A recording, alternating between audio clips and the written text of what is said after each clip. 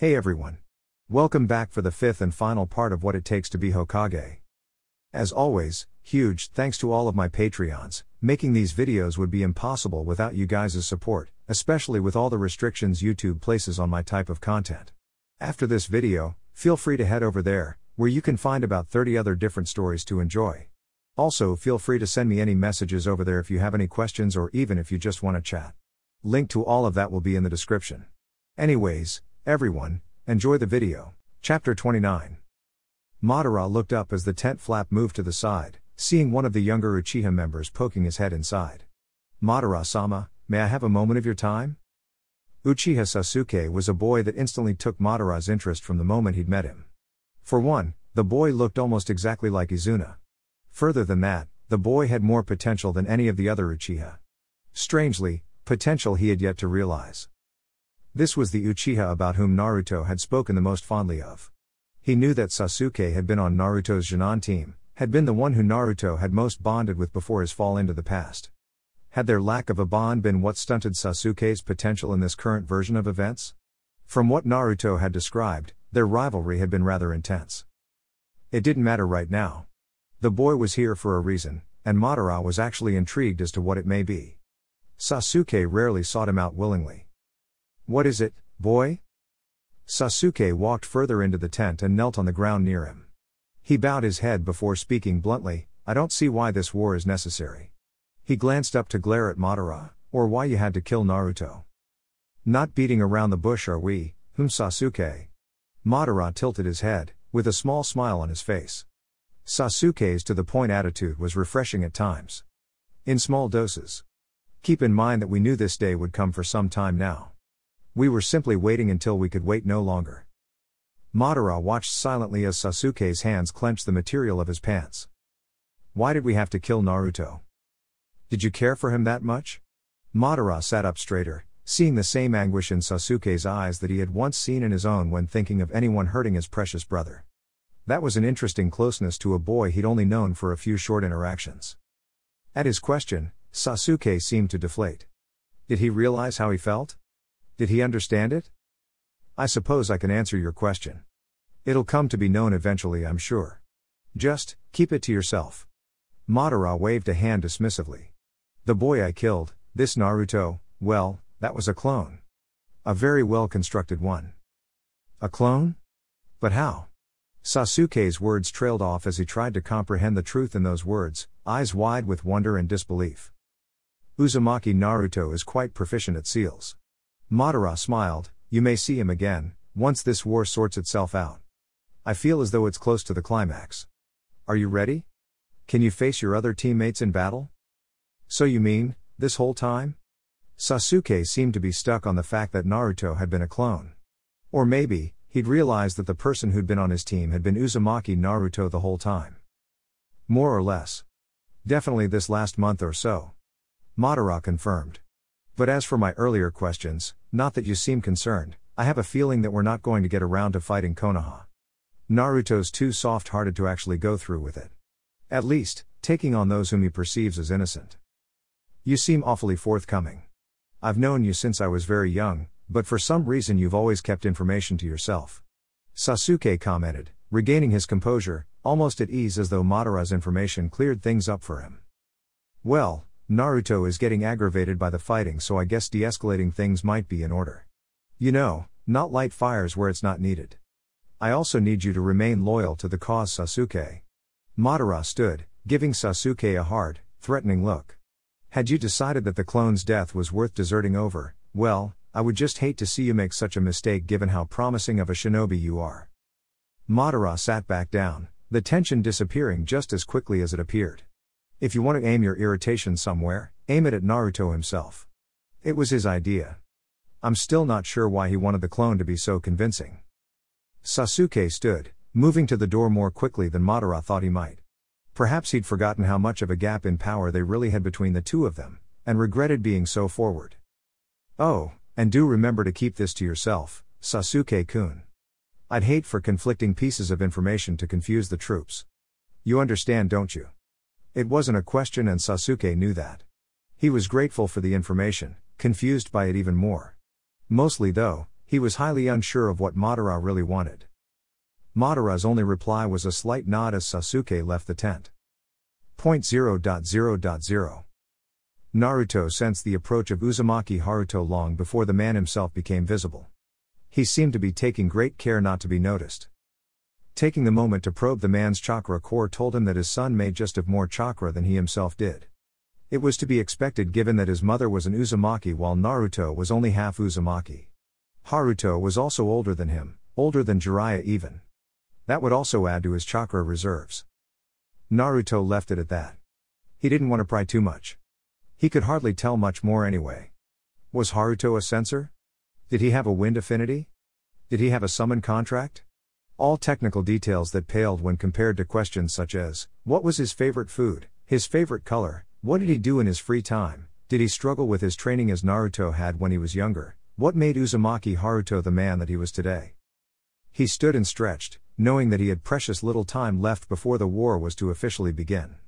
Haruto appeared, seeing that he was expected, holding a small scroll in his hands. Mito-sama asked me to bring this to you. He was formal, polite, yet Naruto felt the hitching motions of his chakra. The Shodai took the scroll carefully, not opening it just yet. Are you supposed to wait for a reply? Haruto shook his head. She did not say, but given that in just a few moments you'll be my enemy, I'm not sure what I should do? It was more of a question than a statement. Wait then. Perhaps this contains the information I have been waiting for. If that is true, then there won't be a war. Naruto gave a strained smile. I don't want to fight Konoha. I'm trying to find the enemy. And it is not Madara? Haruto looked towards the Uchiha camp, brows furrowed together in consideration. No. And it is not Konoha as a village either. Someone else. Naruto watched the man carefully, trying to see how he'd take the news. My father Godime is of particular interest to me. And some others. But for now, let me see what is in this message. Naruto quickly unrolled the scroll, looking for a distraction from his fumble. Haruto looked as though he wanted to say more, in the shifting of his eyes, the slight lifting of his foot, but ultimately he relaxed his body and stepped backwards, waiting. Naruto's gaze traveled over the small paragraph next to the complex seal. A memory seal. Smart. It was meant to hold vital information that could be transferred or delivered in a moment. He'd see hours or minutes or even years worth of information, while only a few moments passed. The idea had been developed after watching Naruto's ability to speed his learning by using Kage Bunshine. It's been far too long, Naruto-kun. First, allow me to apologize for what we put you though. Please believe that it was more necessary than you know. To save time I've put together a memory seal. Time is short, as you well know. I could not step away from the chain of command and I hope, after you see the truth, you'll understand why. Mito. Taking a deep breath, Naruto touched a chakra-glowing hand to the seal. There was no time for hesitation. Point 0.0.0. I need to talk to you. I need your help.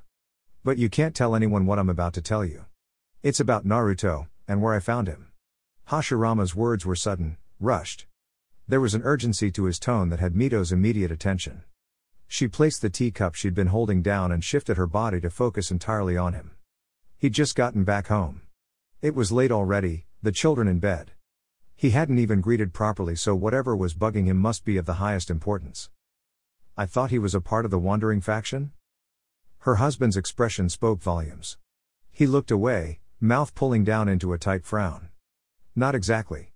But I'm going to need your help in getting him home. You see, Naruto isn't from here. Hashirama, wait.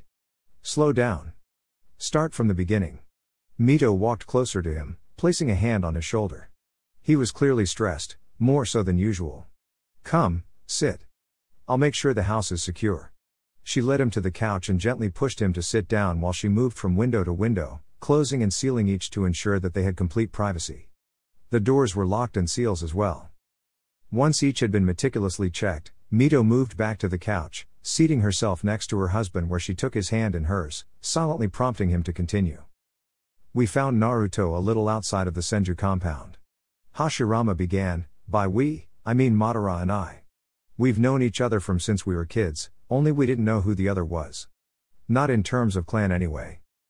Mito listened as Hashirama explained finding Madara, finding an equal that shared his love for those precious to them. He explained Naruto's arrival and how they decided to care for him. She almost interrupted when he told her how they learned he was from a place he could not return to, a future they'd hardly dared to hope for, but she managed to keep quiet. She listened as he told her how they'd reached a snag in their training due to Izuna and Tobirama's arrival, but thanks to Naruto's sensing they were able to avert what had originally been damaging beyond repair.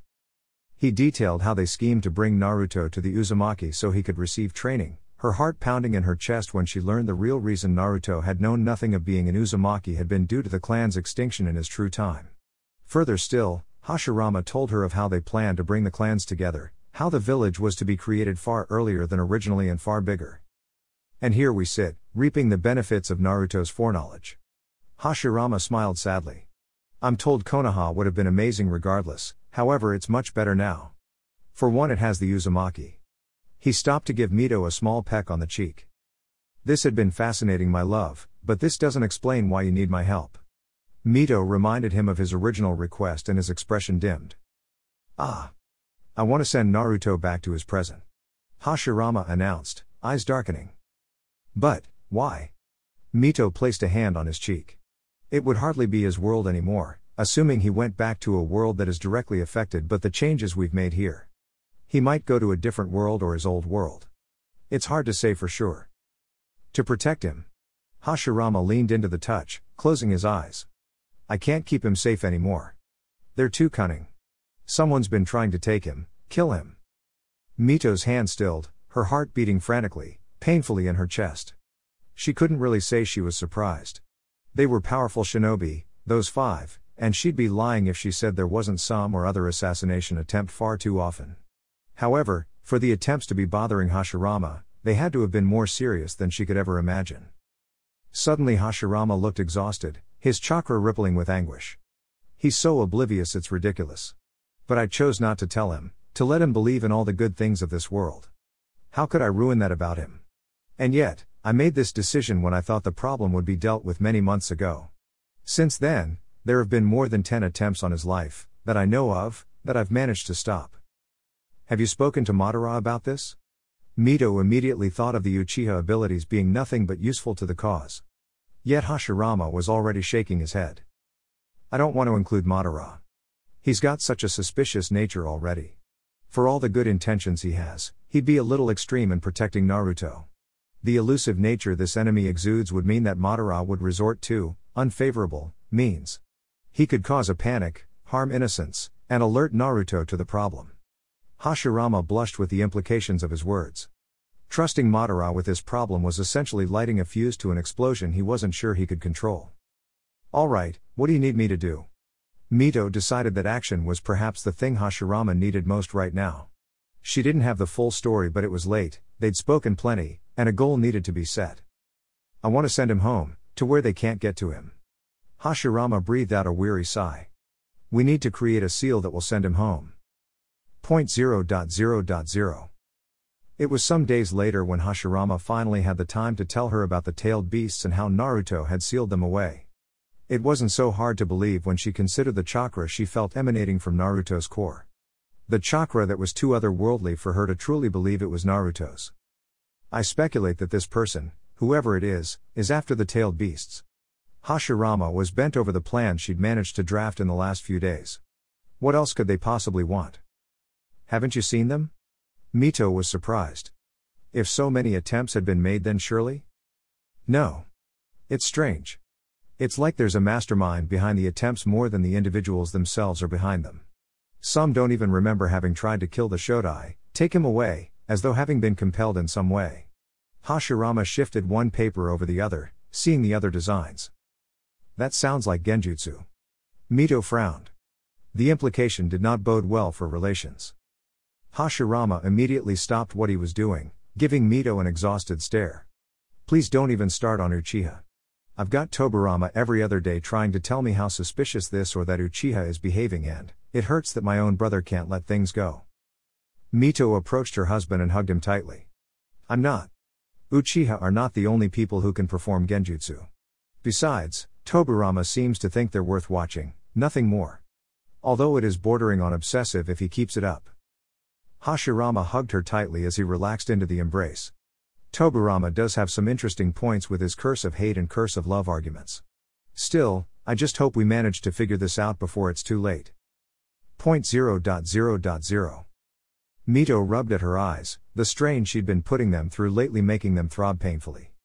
The seal's foundations were in place, but it was still far from being finished. Mama? Little Kizuna was standing in the doorway, her long dark hair a tousled mess from sleep. It was late. She should be sleeping. What's the matter, dear?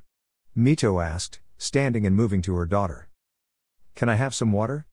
Kizuna asked around a yawn, and Mito smiled. She offered her hand to her daughter and Kizuna took it. Once she'd tended to Kizuna and put her back to bed, Mito went back to the seal plans, intending on calling it a night. It was late and some sleep might help boost her brain. As she reached the doorway to the room, a shadowy figure looked up. Mito's heart leapt to her throat, restricting her ability to draw a proper breath. Who? Was all her suddenly dry mouth could manage. Ceiling? Interesting. The figure grinned, a large, wide grin that stretched unnaturally on what Mito could only assume was its cheeks. These calculations are indeed grand in scale. Mito took a step into the room, a step towards it, whatever it was. It didn't move, didn't even seem concerned. Doesn't it bother you? Mito blinked and the thing was no longer by the desk in the soft lighting of the candle, but standing right behind her, just out of sight but so impossibly close she'd almost say it was attached to her very soul. I mean, I know all about your precious Naruto-sama. Who he is, where he came from. Mito shivered but otherwise did not move a muscle. She was frozen in place, unable to pull herself away from this creature. What, I wonder, do you think the world could have been without his interference? Who would be alive, who wouldn't? He's soft-hearted, that Hokage of yours. He may have left an enemy alive that may one day come to destroy all that which is precious to you. Not to mention the balance of the world has been completely destroyed. This little village of yours cannot have such good fortune forever. Your precious son and daughter would have to grow up, become shinobi themselves. Who must face the brunt of Naruto's interference. At the mention of her children, Mito spun on her heel to face the creature, heart pounding as she breathed harsh, quick breaths. Only there was nothing behind her. A soft laughter filled the room, lingering for a moment before disappearing completely. Mito was about to look for it when she heard the front door open. Hashirama's presence scared it? She couldn't know for sure, but she knew that Hashirama meant nothing but safety for her. She dashed down the hall towards her husband, tears in her eyes. I know what's trying to kill Naruto, and it's not an Uchiha. She managed to say before quietly sobbing into Hashirama's chest. He didn't press her for more just yet, rubbing slow circles on her back, letting her take a moment to calm down. It's some sort of creature. Mito managed, the sound muffled by his clothes. A terrifying thing made of malice and hate that seems to be born from the shadows themselves. She shivered as she thought about how the thing's mere presence had felt. I had noticed a pattern in those that attack. Their background, hardly noticed. If they'd been slightly more important, I think it's afraid Naruto will sense its influence, Hashirama concluded. I wonder why it showed itself so fully to you?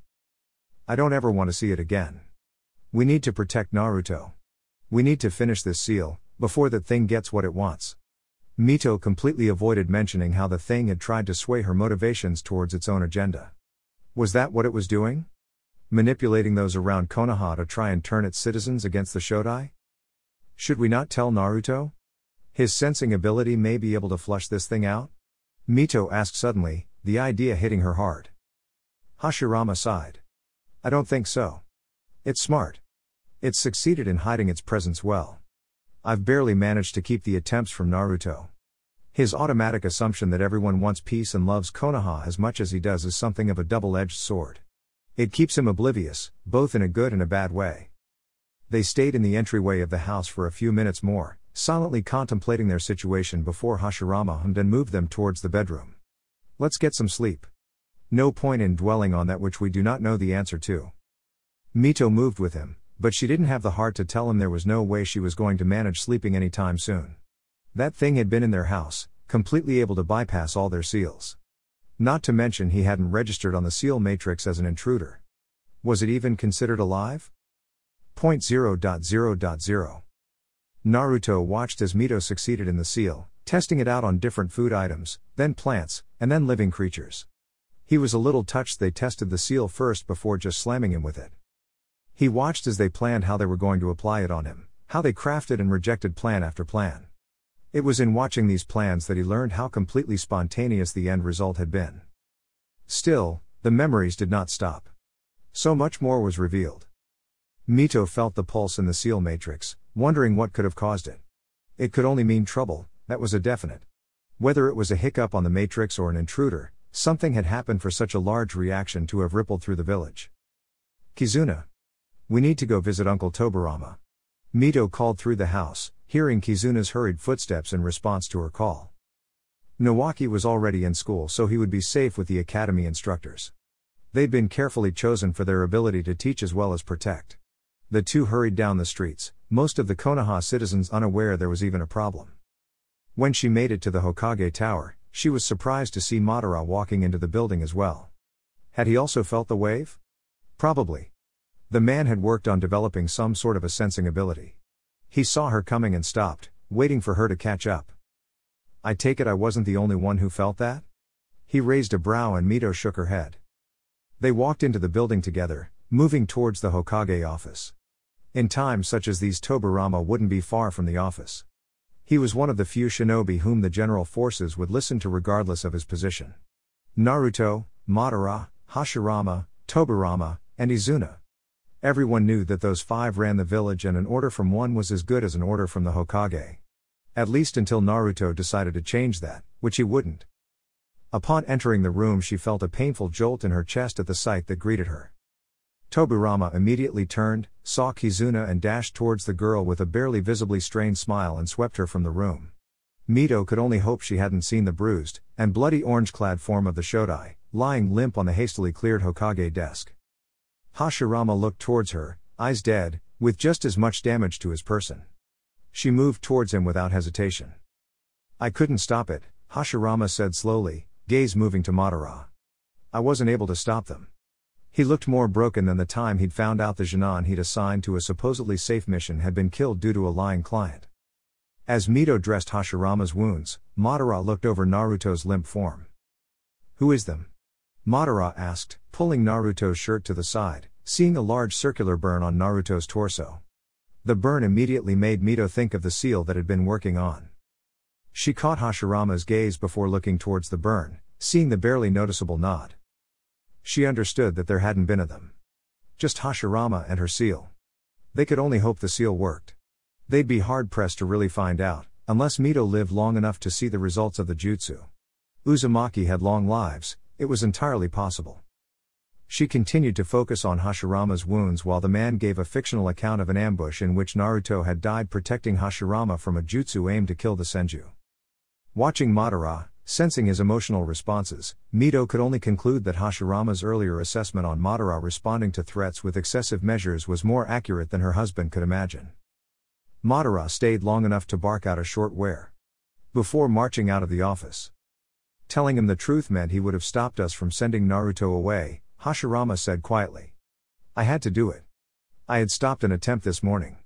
This one came so close. I went to Naruto immediately after, used the pretense of a village patrol, and I just sent a prayer to the gods before activating the jutsu. His eyes were glassy, tears barely kept at bay. I just pray that I didn't send him to his death prematurely.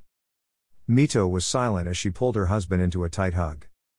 0.0.0.0 Madara's grown suspicious. Hashirama informed her quietly.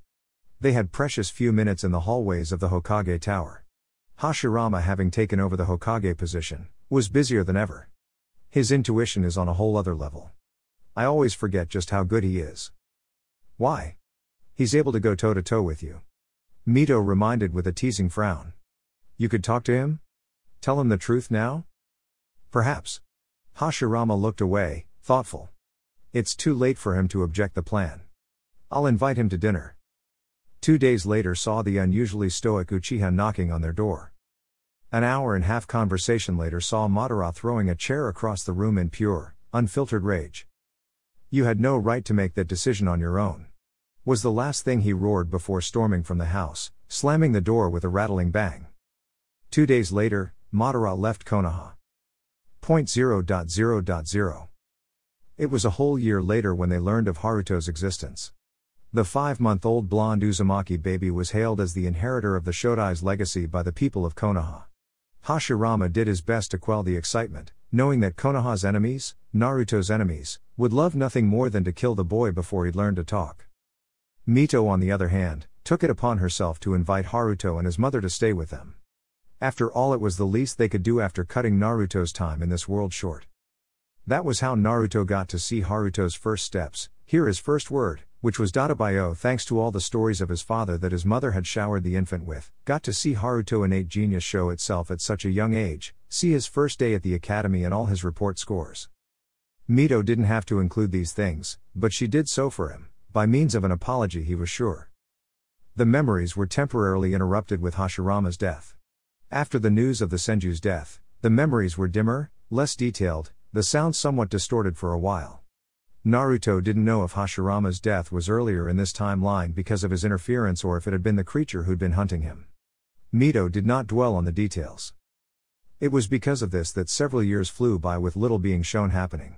The next definitive memory was Nawaki's marriage, and soon after that Tsunade's birth. The next definitive moment was Toburama's death on a mission gone wrong.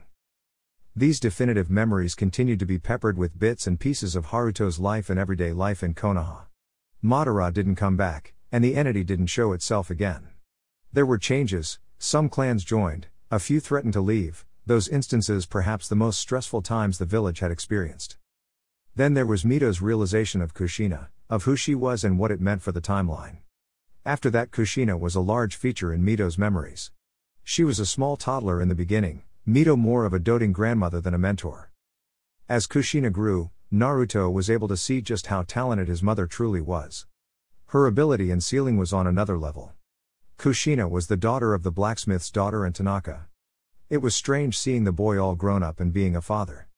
It was bittersweet. Somewhere in Kushina's toddler days, Haruto had gotten married and had a son. His name was Ashina, named after Mito's father before he'd taken the mantle of clan head. Uzumaki Ashina was as blonde as his father, and as boisterous as Naruto had been, so much of a handful that Mito probably went gray just because of the little gaki.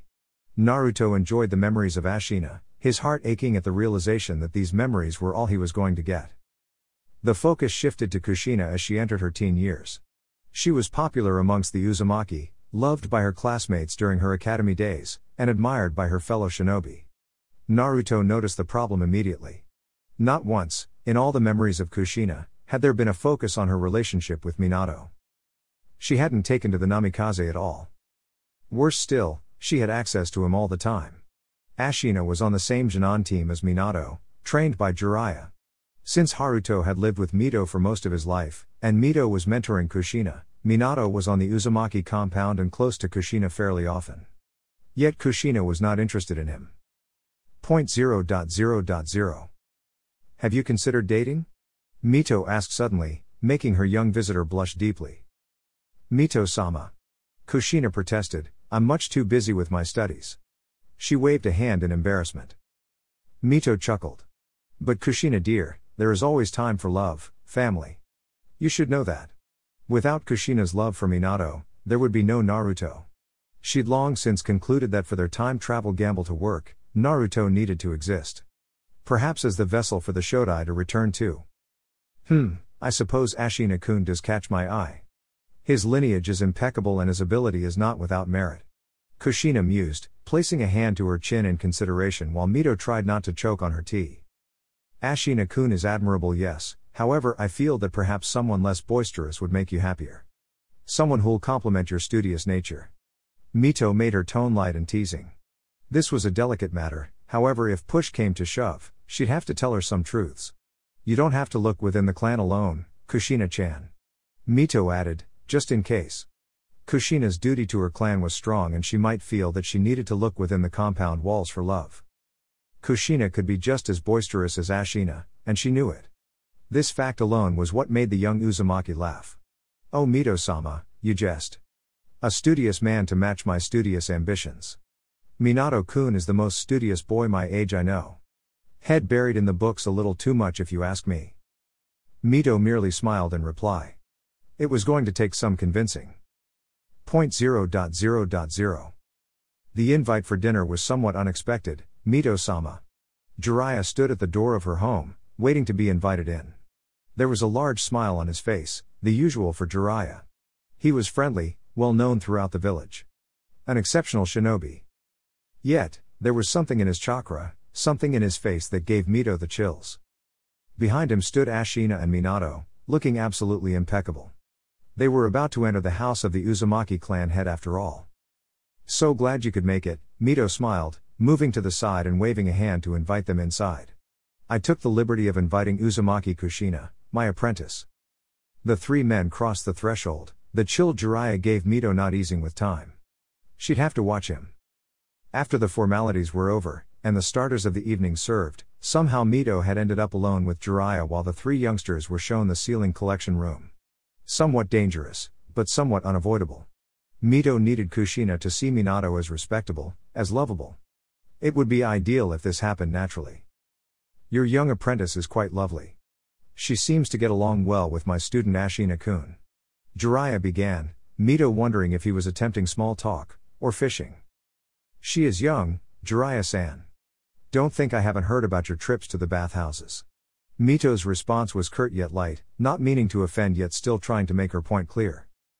Oh no. I would never dream of it. It would seem Minato-kun has his eye on her.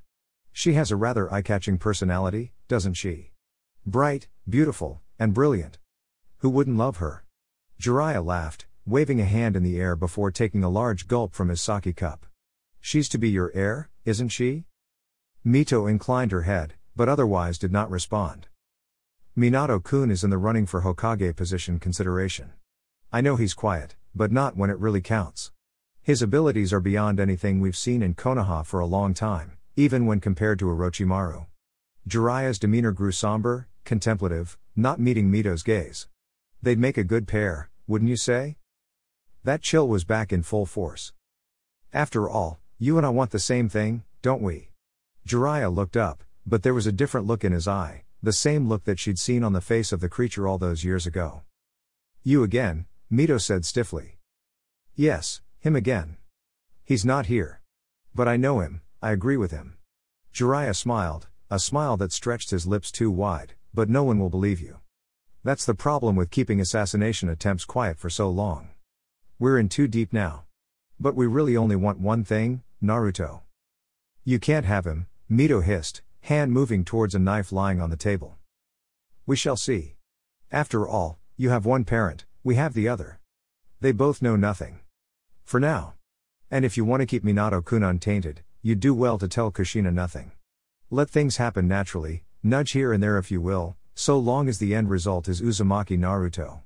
Jiraiya's features darkened, a warning. And then? After he's born? You think I'll just hand him over? Mito gripped the handle of the knife, but Jiraiya seemed unconcerned. She was surprised the creature was still alive. After all these years. Yet they knew nothing of it really wasn't all that surprising. Oh, he's useless to us untrained. Keep him for now. We'll come for him eventually, when he's ready to give us what we want. Kushina interrupted whatever reply Mito would have given as she bounced into the room. Mito-sama, you must come see. Minato-kun has made some impressive variations to Tobirama-sama's jutsu. Mito allowed herself to be dragged away from Jiraiya, following Kushina's lead with a forced smile that she hoped the young Uzumaki did not notice. 0.0.0.0 Kushina, I need you to listen to me, Mito said. Mito-sama? It was late, the middle of the night. She'd pulled the girl to her though a summoning seal. Mito had no idea who was on Jiraiya's side, but she had her ideas. If she was right, then it went far deeper than Hashirama had ever imagined. I am old. I am not going to be around forever. To be honest, I'm a little surprised I've lived this long. Mito paused to give a small smile. Yet, there is something that you and I must do. The village has been infiltrated, corrupted, and it's up to us to cleanse it, do you understand? Mito asked, pleaded.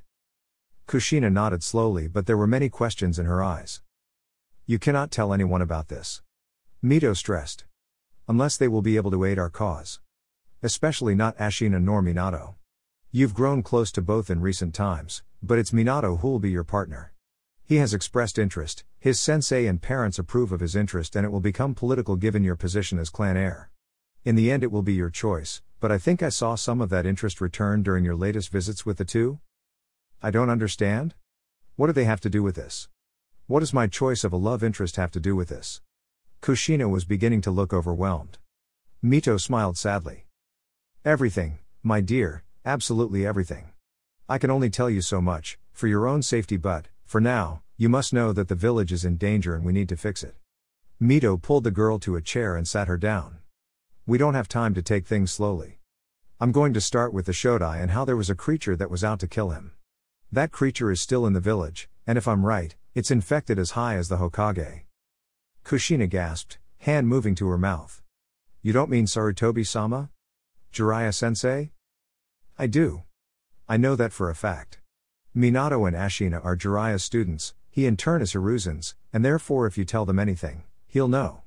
Your life will be in danger. However, we can turn the tables. Through them, you can be the person on the inside. They'll let you in willingly. Mito's tone was hesitant. She hated this. She hated having to ask.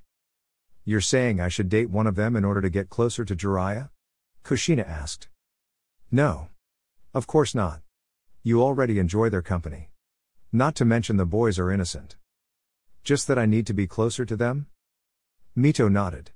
Yes, and if you happen to see anything suspicious, then you can report it to me. But for now, let's catch you up to speed. Point 0.0.0. Naruto didn't want to keep watching. He didn't want to know if Mito had to force the relationship between his parents. He dearly hoped not. Yet the memories did not pause, did not wait for him to catch his breath. Kushina took Mito's words to heart and she was soon married to Minato. On some level Kushina did care deeply for Minato, their love one that was perhaps stunted, tainted, by the mission they were both inadvertently tasked with. Mito grew less able to go out, her vitality quickly dwindling. They discussed the use of the Edo Tensei as a last resort. Something that would be used when things came to a climax. Haruto was recruited as a bodyguard and to be kept close. He was told nothing in order to keep the creature in the dark. There was one other that was trusted, merely because they needed someone, a sacrifice, to allow for Edo Tensei to work. That part angered Naruto, but he could not change what he was witnessing. He could not stop his frustration growing as the three women planned what was essentially a death sentence, even if it was for the greater good. He'd have to find some way to move past his anger at the Edo Tensei. It was done. All it would do was eat away at him if he allowed it to warp his emotions. Menma's birth was a surprise to all, the red-haired Namikaze serving to confuse the enemy yet also bring his parents closer together, closer to a more natural relationship. When Ashina married, Minato was his best man. Haruto couldn't have been more proud of his son, delighted when it was revealed that he was going to be a grandfather. Arashi sure had been spoilt in his younger years, happy even. Naruto found it rather tragic that the boy carried so much anger at his father's death. Sasuke was born next, his existence merely something Kushina and Mito took note of rather than monitored. Jiraiya kept his promise, keeping his distance. It made understanding who he worked with that much more difficult. As much as Kushina tried getting close to the man, he was careful. Too careful. In between Ashina's wedding and Arashi's birth, Mito had encouraged Kushina to stay home more often, see Menma more. The young prodigy demanded a great deal of attention, Mito terrified that Jiraiya would snatch him away with the pretense of training him. Kushina was quick to stop all attempts. Memna hadn't been exaggerating when he said that those days had been the happiest in the Namikaze household. It was almost as if Kushina had allowed herself to forget about the problems Mito had entrusted her with. Then there was Naruto's own birth. The moment his tiny lungs had taken their first breath of air, the village had lit up, brighter than a summer day, more luminous than the moon. Merely an announcement at a Hokage's return. Naruto knew that, but the villagers had forgotten and therefore, for some time, the tiny child was treated with much awe and curiosity. That died instantly the moment it became apparent that Namikaze Naruto was nothing like his prodigy brother, nothing like a normal child even. Kushina stayed with Mito for days, weeping, and at a loss for what to do next. She didn't know who Naruto was, didn't know the truth of the Shodai. She didn't even know that Naruto was who the creature wanted. Mito had only told her that the sealing wonders would be targeted. Kushina returned to her family, having been comforted by her sensei, with a bright smile and a renewed determination. It was here the memories ended. Mito had passed away, entrusting Kushina with their plan to cleanse Konoha of the creature tainting its leaders. But it was enough. Naruto knew who he was fighting. He knew who the enemy was. Point 0.0.0. Naruto opened his eyes to see Haruto watching him curiously. He clipped the scroll into his pouch, making sure it was secure. The last thing he needed was someone else getting hold of it. I'm sure you must have questions. So you know then? I wasn't sure if you did. Haruto shuffled, looking away, towards the open fields around them. I understand that you died before you knew, before my mother knew. About me, I mean. Yes. But I know who you are. Not too many blonde Uzumaki you see. Naruto offered a soft smile. Tatsumaki-kun gives it away more though. His personality matches my younger days almost perfectly. Haruto's gaze jumped to his. Naruto was fully aware that he should not know who Tatsumaki was given how long he wanted the world to believe he'd been there. Would the man ask? He didn't get the chance. So sorry to interrupt your little reunion, Naruto-sama, it's just that you appear to be missing some members. Naruto turned towards the Konoha forces, only to see Hiruzen. He frowned. With Mito's information, some things had become painfully clear. Haruto, I'm going to send you to Madara. Stay there. No matter what happens. Naruto turned to the older Uzumaki before striking out and slamming a palm to the man's diaphragm. It was harsh, but it served two purposes. 1. Activating a Shinshun that would do exactly as he'd said, and 2. Knock him out so he couldn't interfere. It wouldn't do for the man to die before he'd gotten a chance to properly talk to him. Besides, he was all the family Tatsumaki and Arashi had left. Haruto's eyes were wide, as he fell to his knees, only landing in the middle of Madara's tent rather than on the grassy field. Hopefully, Madara had been watching and knew not to attack the man. Naruto focused on the general area where Haruto appeared, moving his focus to the objects in the room, specifically his armor. A small flick of chakra and his armor liquefied into existence on his body. Perks of having the Uzumaki bloodline. You know Hiruzen, I kind of wondered why you were so quick to prosecute Madara. Naruto started walking towards the older man. And now here you stand, without the Konoha army, minutes away from being declared my enemy. Surely, you're smarter than that. Why had the old man been the only one interested in training him? Why had Minato kept his training to a bare minimum? Why had Mito insisted he remain in the village? Why didn't Kushina let Naruto get placed on a team? Why couldn't he sense anything from Hiruzen, the Sannin, and his father, something he'd frustratingly only noticed now? Control. It was all about control. A tug of war since before he was born. Hiruzen didn't even blink, but he did snap his fingers. Jiraiya suddenly appeared, summoned to the Yondaime. With him, kunai at their throats, were his terrified great-grandchildren. Chapter 30. Naruto needed to get Arashi and Tatsumaki away from Jiraiya. Everything else could wait for a moment. A single moment was all he needed. Let them go, Hiruzen, Naruto stated calmly. There would be no redemption for the man if anything happened to the two, even if he was being manipulated. He had to be. Naruto couldn't accept any other outcome. His heart didn't want to. Madara would call him naive. Kurama would call him childish. Yet a part of Naruto, perhaps the part of him from his past, refused fully condemn Hiruzen. Not yet. That's not how negotiations work, Naruto. Hiruzen replied, just as calmly. So they were dropping honorifics. Was Hiruzen in a state of mind that Naruto could reason with? I tried being polite, I tried being patient. Yet, you refused to see things my way, and so I had to resort to more archaic methods. I'll let them go, if you open the boxes. You don't know what you're messing with, Hiruzen. Naruto kept his tone even, low, a warning in of itself. You don't know what's really in those boxes. If you did, you wouldn't be asking me to open them. I know enough. I know that it's power. Enough to rule over the elemental nations without equal. Naruto sighed. Why hadn't Hashirama just come to him?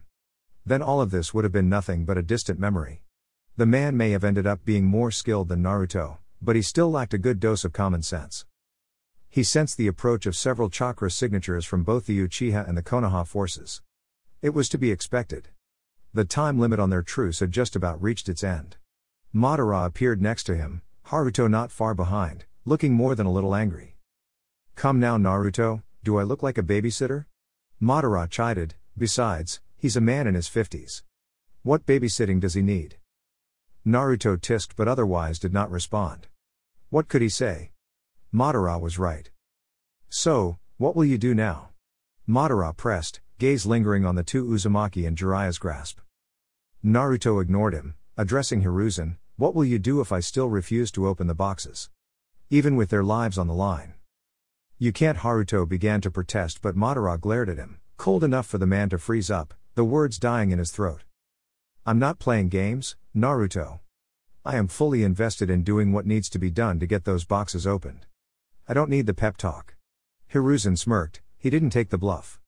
The Naruto he knew would do anything to save the two boys in Jiraiya's arms. There wasn't a reality in this universe in which he wouldn't give anything for those boys. Mito, Kushina and Minato approached behind Hiruzen but kept a small distance. They all looked grim. Naruto hoped that they wouldn't allow anything to happen to the boys. With both sides approaching, things could quite easily escalate out of control. Not to mention, where were Tsunade and Orochimaru? Madara, we need a barrier, at least until this is sorted out. Naruto gestured towards Jiraiya. He didn't need to explain to Madara why he wanted the barrier. The man knew all about war, and he'd probably surmised by now that Naruto had no intention of fighting those whom he had deemed innocent. Aren't seals and barriers your area of expertise? Madara scoffed before raising a hand towards Itachi and Menma. They too nodded, running along the front lines, each in opposite directions. They didn't have to wait long before two shimmering barriers zapped into place, providing those gathered a narrow strip of no man's land in which to sort out their conflicts. Naruto could see the forces gathering on either side, stopping just before the barriers and watching, tension rippling through them in waves. Wait here. Naruto gave Madara a look that said please don't interfere before taking a step forwards. You're not alone, Naruto, Madara reminded, yet he didn't try to follow the Uzumaki as he took another step forwards. Fine, Hiruzen, I'll open the boxes. You have my word, but let them go first, Naruto stated loudly, firmly. He never went back on his word. Would Hiruzen believe that? He should. He took another step, ready to dash towards the boys if he needed to. Your word? Hiruzen replied in consideration, surprised at how easily the Shodaime submitted. I'm assuming Madara will play nice? He doesn't have a choice. Well then, let us bring the boxes out. Hiruzen gestured to the others without his sharp eyes leaving Naruto's form. Don't bother. Naruto abruptly bit his thumb and flashing through summoning jutsu signs, changing the last sign from the ram to the rat. Periodically 9 puffs of smoke appeared one after the other in front of the man. When the smoke dissipated, Naruto was standing behind the boxes that were so sought after, lips pressed together in a thin line and eyes showing a steely glint of quiet anger. Hiruzen's breathing halted and it appeared that he wasn't the only person shocked. The air was heavy and there was a sense of foreboding close to the boxes. It almost caused Hiruzen to step back. 9. There were 9 boxes. He narrowed his eyes and had to stop himself from baring his teeth. He only knew of 8 boxes, where was the 9th box hidden? You mean to tell me, that you had a way to get all of them this whole time? Madara huffed, his voice cutting through the silence that had ensued. Figured. Naruto didn't do a half job on anything when he was serious about it. Naruto sent a quick grin behind him but otherwise remained silent. The impact of the grin was lost with the all-too-obvious sweat beading on the man's forehead. He was more stressed than he wanted Hiruzen to believe. Those that had seen the boxes before knew that each box had an ominous aura, especially strengthened upon touching the boxes, but this, all of them together, was almost enough to bring those present to their knees. Tatsumaki was having a hard time breathing, Jiraiya being the only thing keeping the academy student on his feet. Are you still so sure you want me to open them, Hiruzen? Naruto called, spreading his hands wide with an edge to his voice that almost made the Yondaime pause. If I do this, that's it. We're done. I open them, you let my family go and you hand yourself over. Those are my terms. Open the boxes first. Naruto was tempted to TSK in frustration, but he would not give those before him the satisfaction of thinking they had the upper hand. He considered the old man before him, studied his expression for a moment before deciding that Hiruzen was serious. Arguing would get him nowhere. Crouching down and placing a hand on the first box, Naruto took a deep breath before stilling. He began to pull Shinjutsu into his chakra coils. When he felt the change in his eyes he stopped, briefly wondering if his Shinjutsu transformation markings looked like the toad markers or the same as in the past. Then focusing once again, he formed a thin chakra chain that danced and weaved around the boxes before melting into the box at one end and reappearing out the other, connecting each box like an oversized charm bracelet. Last chance, Hiruzen, is this really what you want? Will this satisfy you? Naruto looked towards the old man, seeing nothing of the sandaime he'd grown up with. Yes, Naruto. I am sure. This is for the good of Konoha and I'm sure you'll see things my way very shortly, Hiruzen said, words rushed and impatient, his eyes showing a greedy gleam as he leaned forward. Was that a warning, a threat, or a promise? Naruto wasn't sure but he wasn't too worried. Release. All at once, the 9 boxes dissolved and clouds of physical anguish washed over those present. Not even Madara could stop himself from clutching at his throat as his ability to breath disappeared. His heart was pounding, his lungs aching. His muscles protested in bursts of excruciating waves. His brain was the most agonizing, feeling as though it were hammering around inside his skull, pulsating to a raging beat with one persistent message, demanding he obey. Death. Run. Survive. Naruto disappeared from the behind boxes. As Jiraiya's grip on the 2 Uzumaki boys slipped, Naruto was there, catching the petrified Tatsumaki and Arashi before throwing them behind Haruto. A barrier appeared a moment later, shielding them from the effects. The boys could suddenly breathe again, gulping in air so quickly they began coughing. No one else moved. The air around them was saturated with a foul smog, each area taking on the color and general shape of the tailed beasts. 9 ferocious roars trembled through the air, bringing both the Konoha forces and the Uchiha to their hands and knees. The smog began to solidify, shapes forming quickly. The one thing Madara could not tear his gaze away from were the steely, enraged gaze of the red fox-shaped smog. It was familiar, just as it was terrifying. Kyuubi.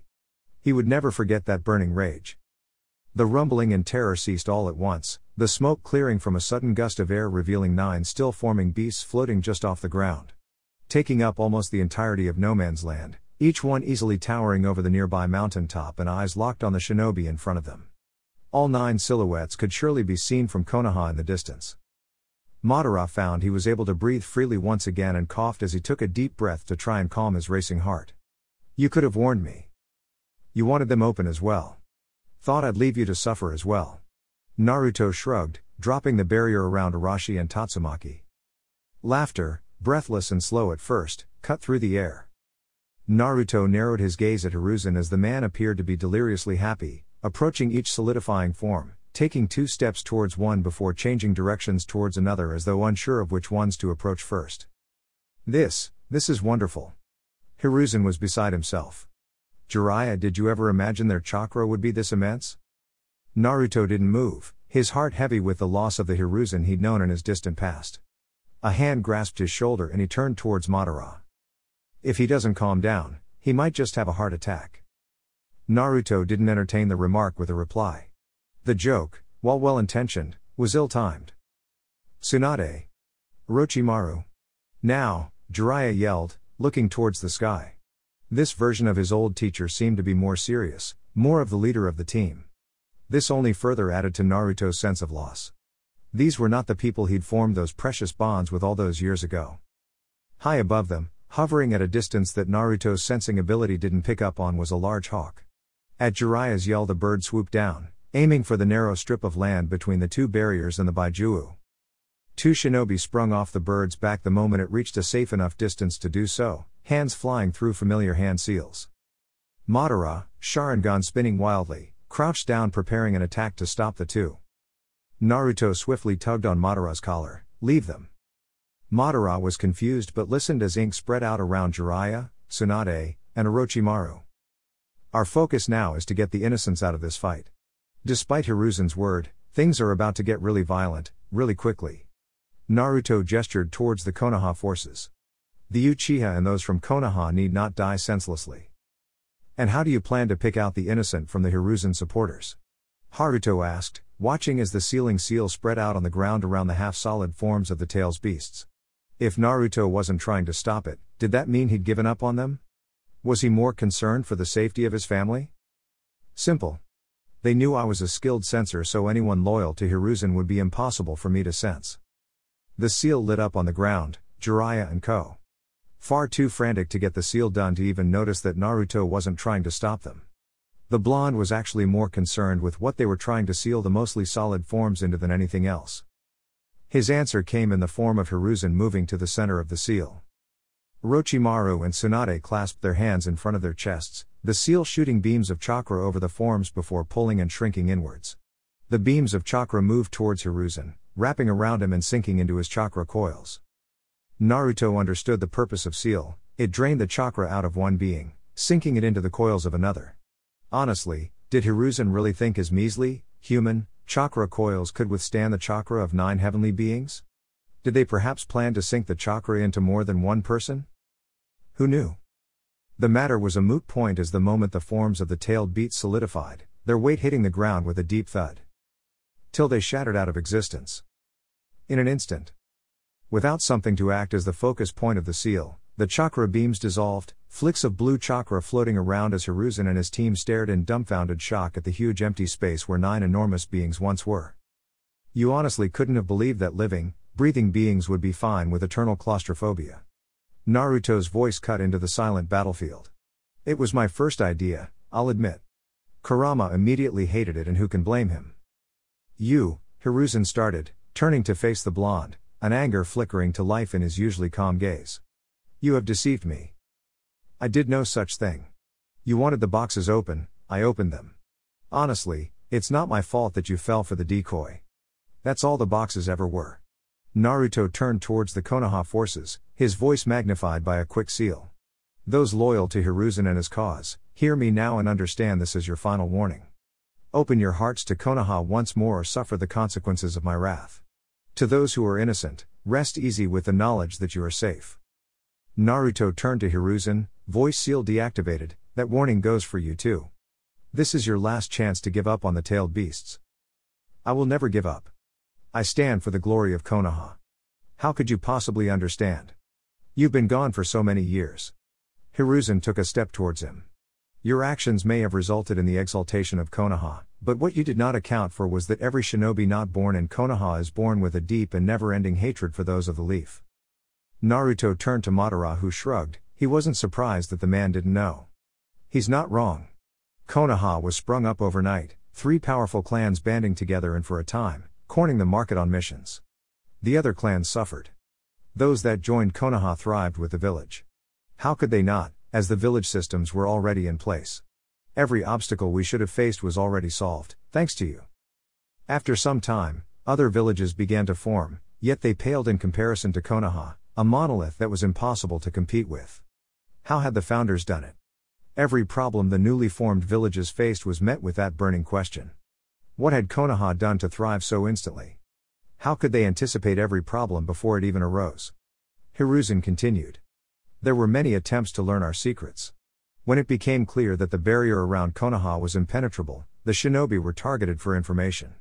It forced us to increase training on the young, to ensure they could handle torture.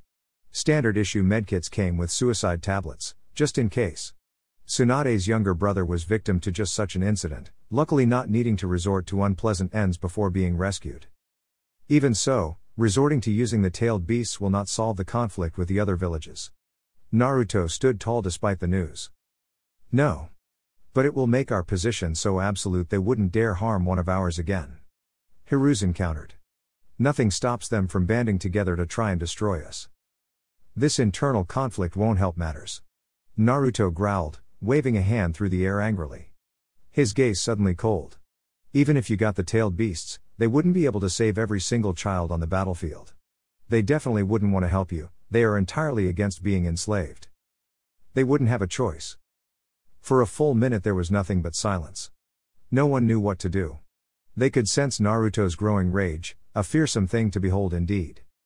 Naruto turning away from Hiruzen, walking past Mito, Kushina and Minato to approach the barrier facing the Konoha forces. Now is the time to choose, you're either with Hiruzen or against him. Naruto tapped a chakra glowing fingertip to the barrier Menma had erected, a ripple racing throughout the structure before it collapsed in a shower of sparks. His gaze traveled to Sakura and Kakashi, their faces grim and confused. Many of the faces around them were scared, unsure. Kage Bunshin no Jutsu. Hundreds of clones appeared, each one grasping hold of a Konoha shinobi whose emotions Naruto could sense before disappearing from the grassy field and reappearing in Konoha. Except for a small number of people. Kakashi and Sakura found themselves in the Uchiha forces, next to Sasuke who jumped at their sudden arrival. Mito and a confused Kushina reappeared close to Haruto. What remained of the Konoha forces were a handful of high-ranked shinobi, all glaring at the Shodai. You're in out of your depth, Hiruzen. Give up now, while you still can. And Minato? Will you be willing to fight him? Jiraiya questioned, looking somewhat smug at his loophole, who had been standing behind Hiruzen's group observing the whole encounter.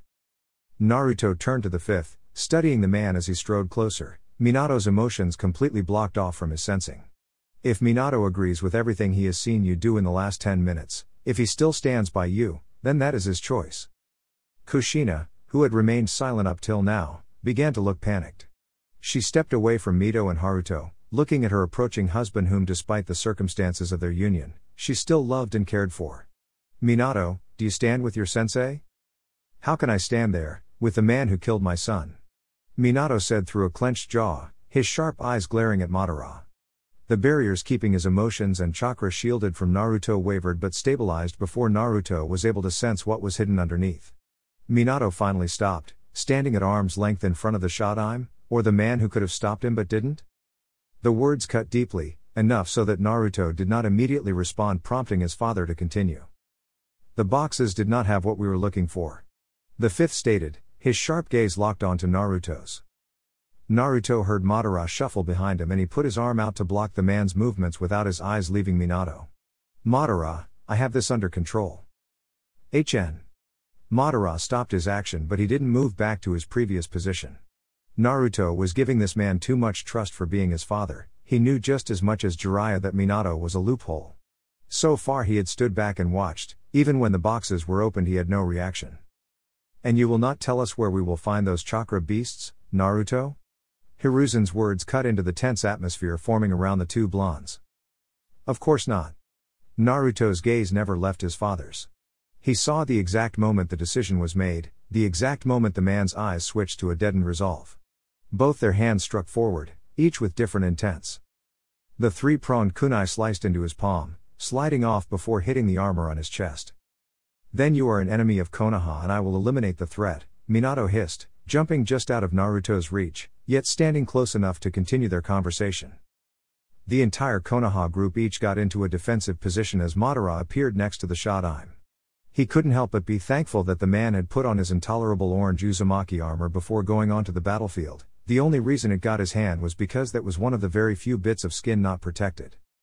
Madara moved to put a hand on Naruto's shoulder once again, having had enough of the man trying to take on an army by himself, yet Naruto pushed him back. He lit the blonde, readying himself to step in at a moment's notice. Madara kept his gaze on the cut. His gut swarmed. There was no way a simple kunai could have gotten through the armor, but Minato had used the chance anyway. He couldn't stop the bad feeling forming in his stomach. Naruto glanced down at the cut on his hand, nostalgically. The injury was the exact same spot where he had injured himself as a kid, leaving the village as a ninja for the first time. Why did he have to stab a kunai into his own hand again? He could remember the promise he made while doing so, but not why he had to in the first place. What was the point of that, Minato? You could have made your point without the kunai. Minato made an odd expression, but suddenly Naruto couldn't make it out. His mind flashed all the way back to Sasuke and his cruel words while traveling to Wave. For some reason Minato looked like he had the same smug expression. Naruto shook the thoughts from his mind. He could reminisce later. I cannot work out how or why you seem to let your guard down around me, Minato said. I wanted to test how far I could push it. The words echoed inside Naruto's head as he studied his hand. The cut was relatively small, something that would have been healed within a moment if he still had Kurama. Without his partner he would just have to deal with a little inconvenience. His thinking paused, something was wrong. He couldn't keep his thoughts in one place. The cut, why was it there? Had he made another vow to not let his team down again? What was he doing? Wave. Yes, that was it. His team was attacked on their way to Wave with the bridge builder. Naruto's hand fell to his side as he silenced his mind.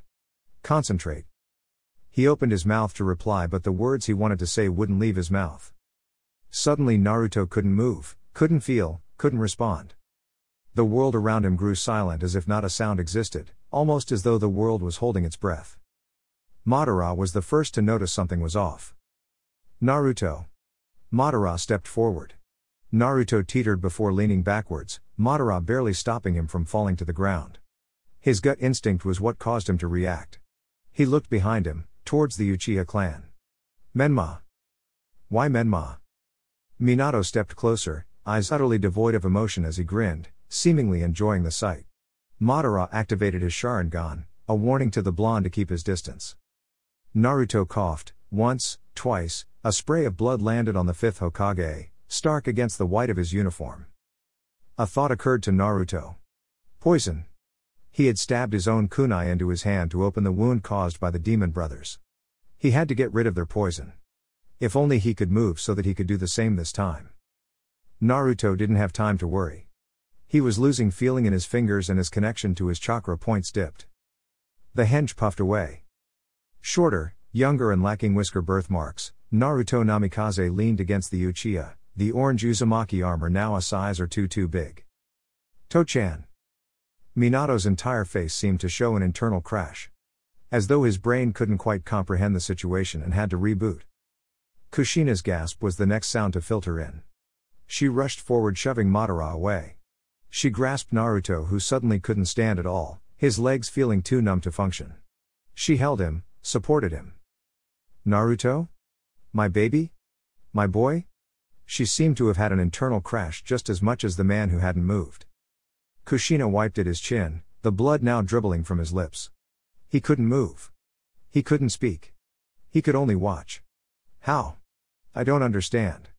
She was crying so hard Naruto was sure she couldn't see clearly.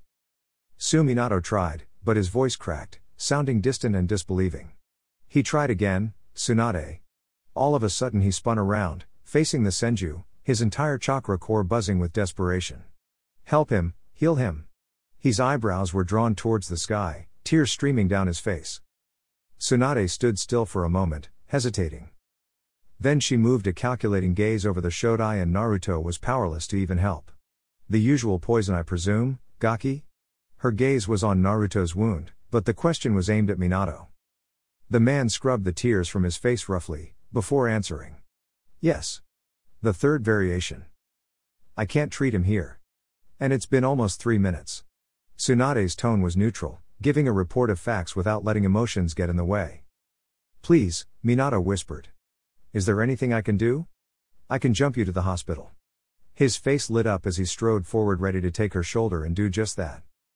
You will do no such thing. You cannot leave the battlefield, you've started the war, Lord Fifth, Hiruzen stated calmly.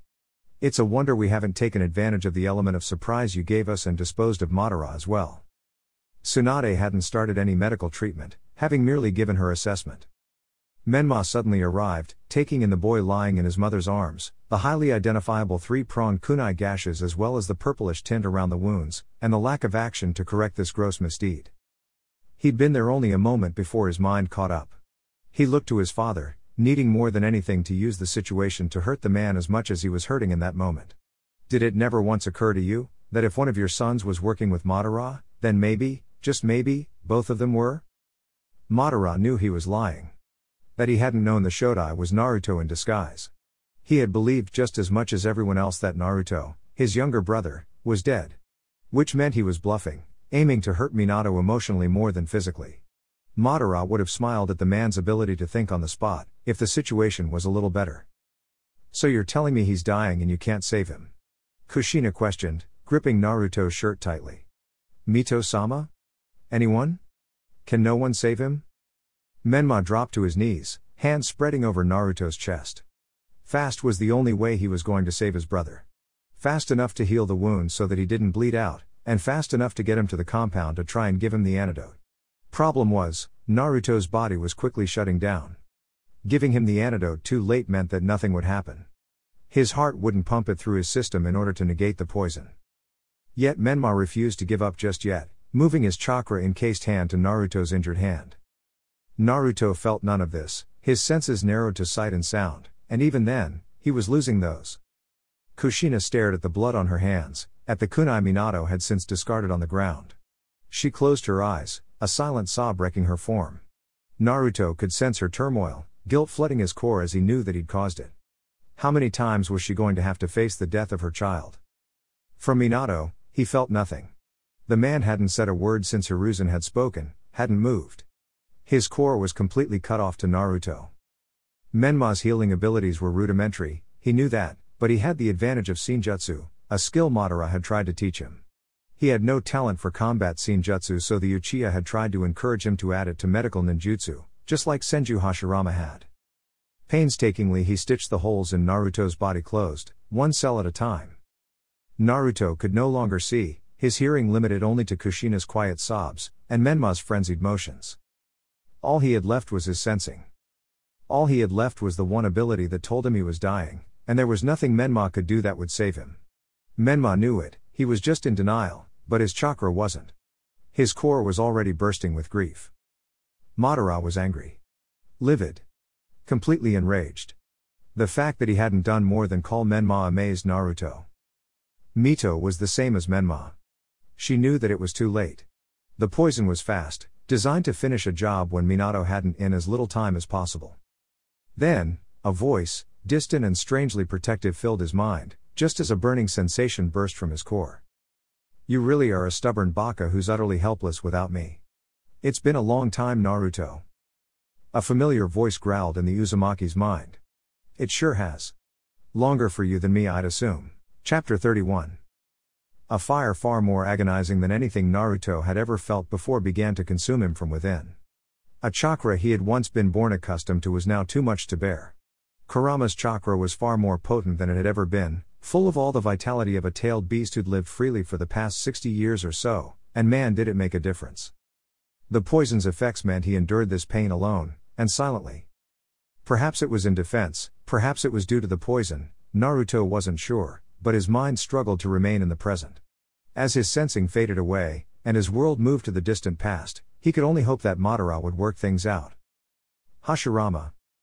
Naruto waved wildly at the approaching Senju. You're just in time. He grinned as Hashirama skidded to a stop in front of the waiting shinobi. Wait, give me a moment to catch my breath. Hashirama huffed, hands on his knees. Since when are you ever fair to us when it comes to cliff climbing? Madara grinned, remembering the first time they planned to climb the cliff and subsequent times after that.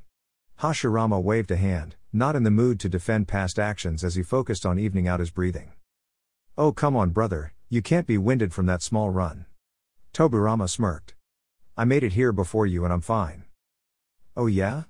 You had a closer mission, Hashirama whined. Izuna didn't comment, but smiled at the antics. Ready?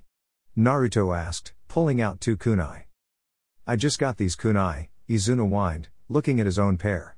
This may be training but it's going to absolutely slaughter the blades. You can always sharpen them again?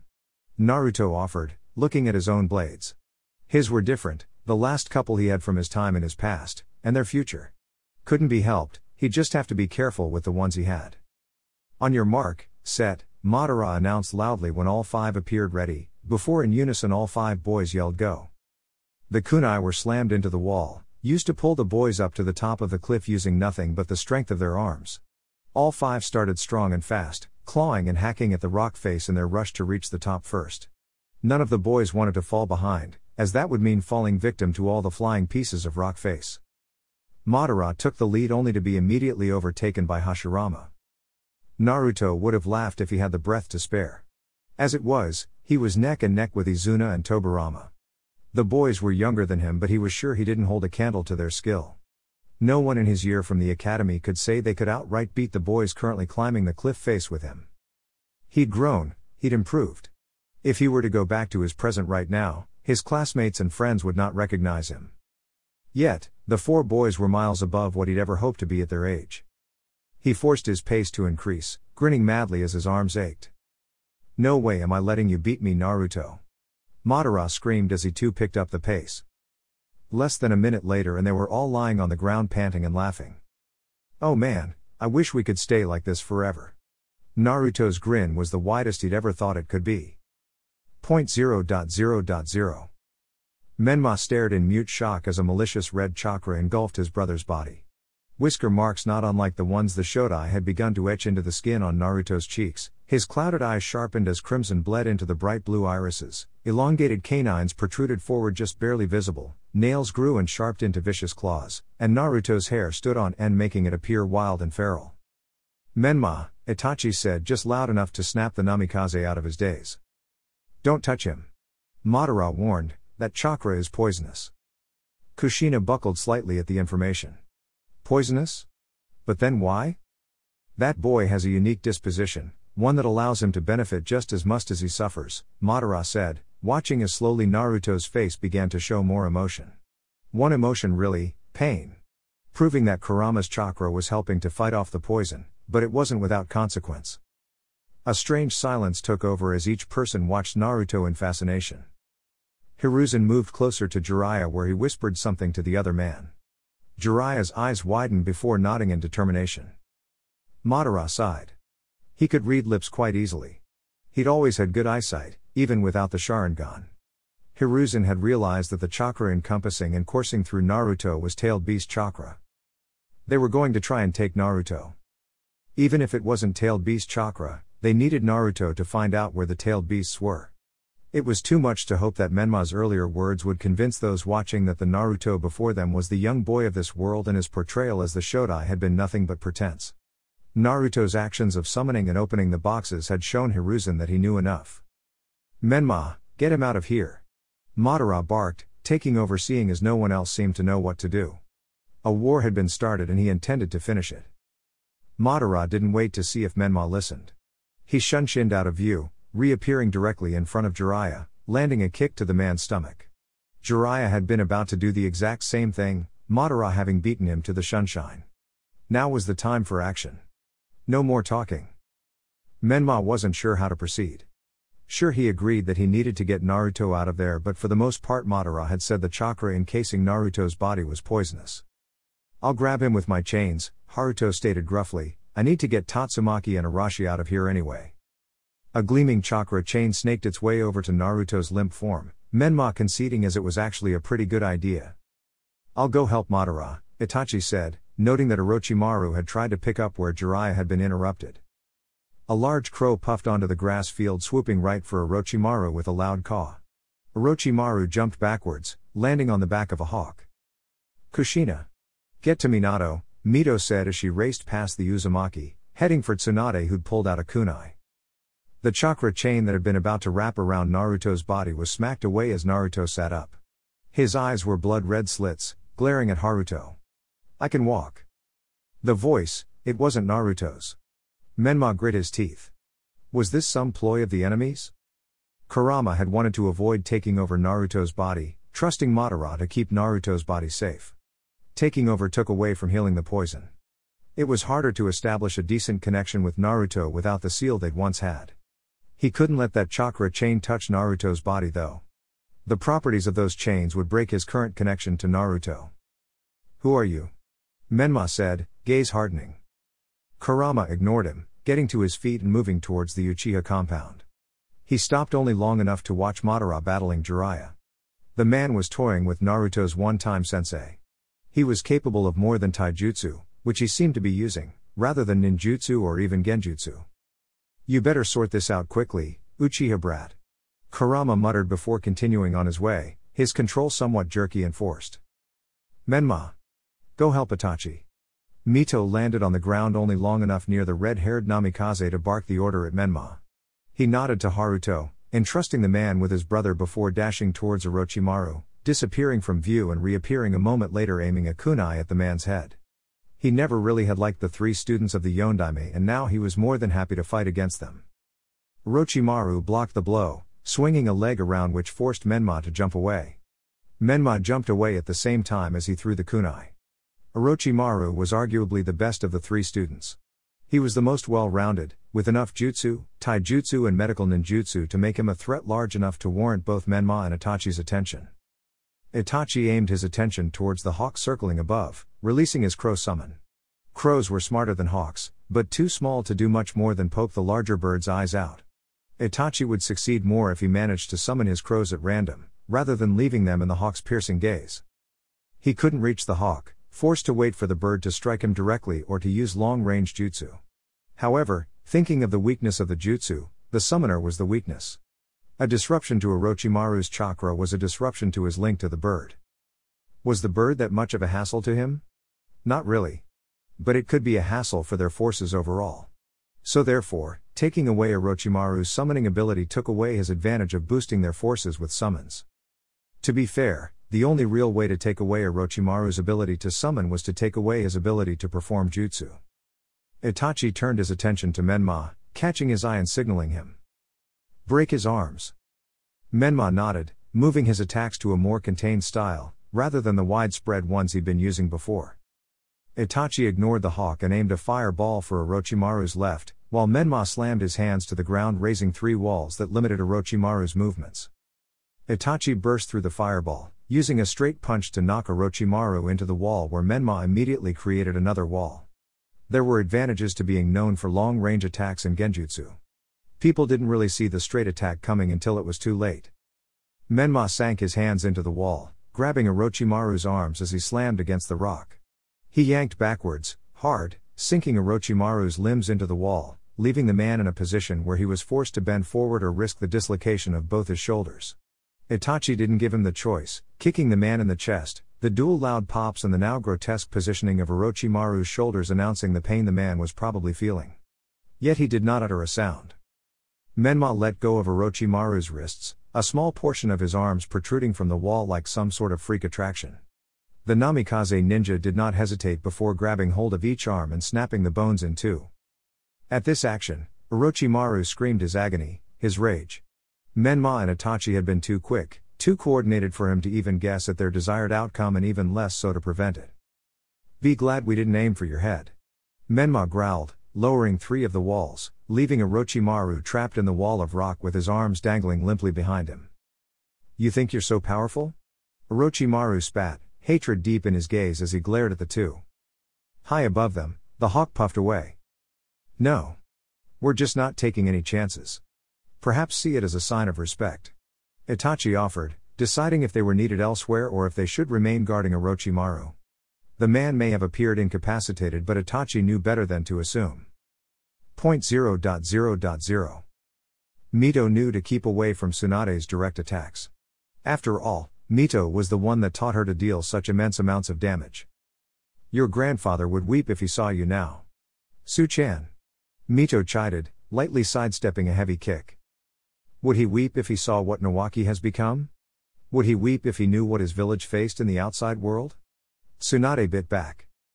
Mito could see controlled anger in every fiber of her being. That anger spoke of a larger problem. For Tsunade to be so angry meant she was truly invested in Hiruzen's cause.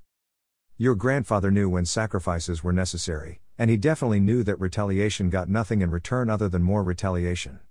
An endless cycle that only led to death. You weren't there when we rescued Nawaki, when we've recovered the bodies of our fallen, when I was asked to make a suicide pill to be included in standard issue medkits. Tsunade looked away. You weren't there when I had to piece my little brother back together both physically and mentally, and then still have to tell him his dream of being a shinobi was over. I had to tell my baby brother that he would never become Hokage. Mito knew, Kemi above knew that she knew all too well, the pain of losing loved ones to the senseless fighting among shinobi. She knew the anger that pain fed, the desperate need for the enemy to feel that same anguish. Nawaki, her grandchild, her dearest family. She'd only known him for a short time. It was time enough for her to see all the similarities he had to Hashirama. Yet, she also knew that hatred was not the answer. Retribution would not fix that pain. It would only grow it, feed it. I will not allow you to make the same mistakes those before us made many times, Su-chan. I will stop you. Mito moved into a fighting stance. Tsunade answered with a similar stance.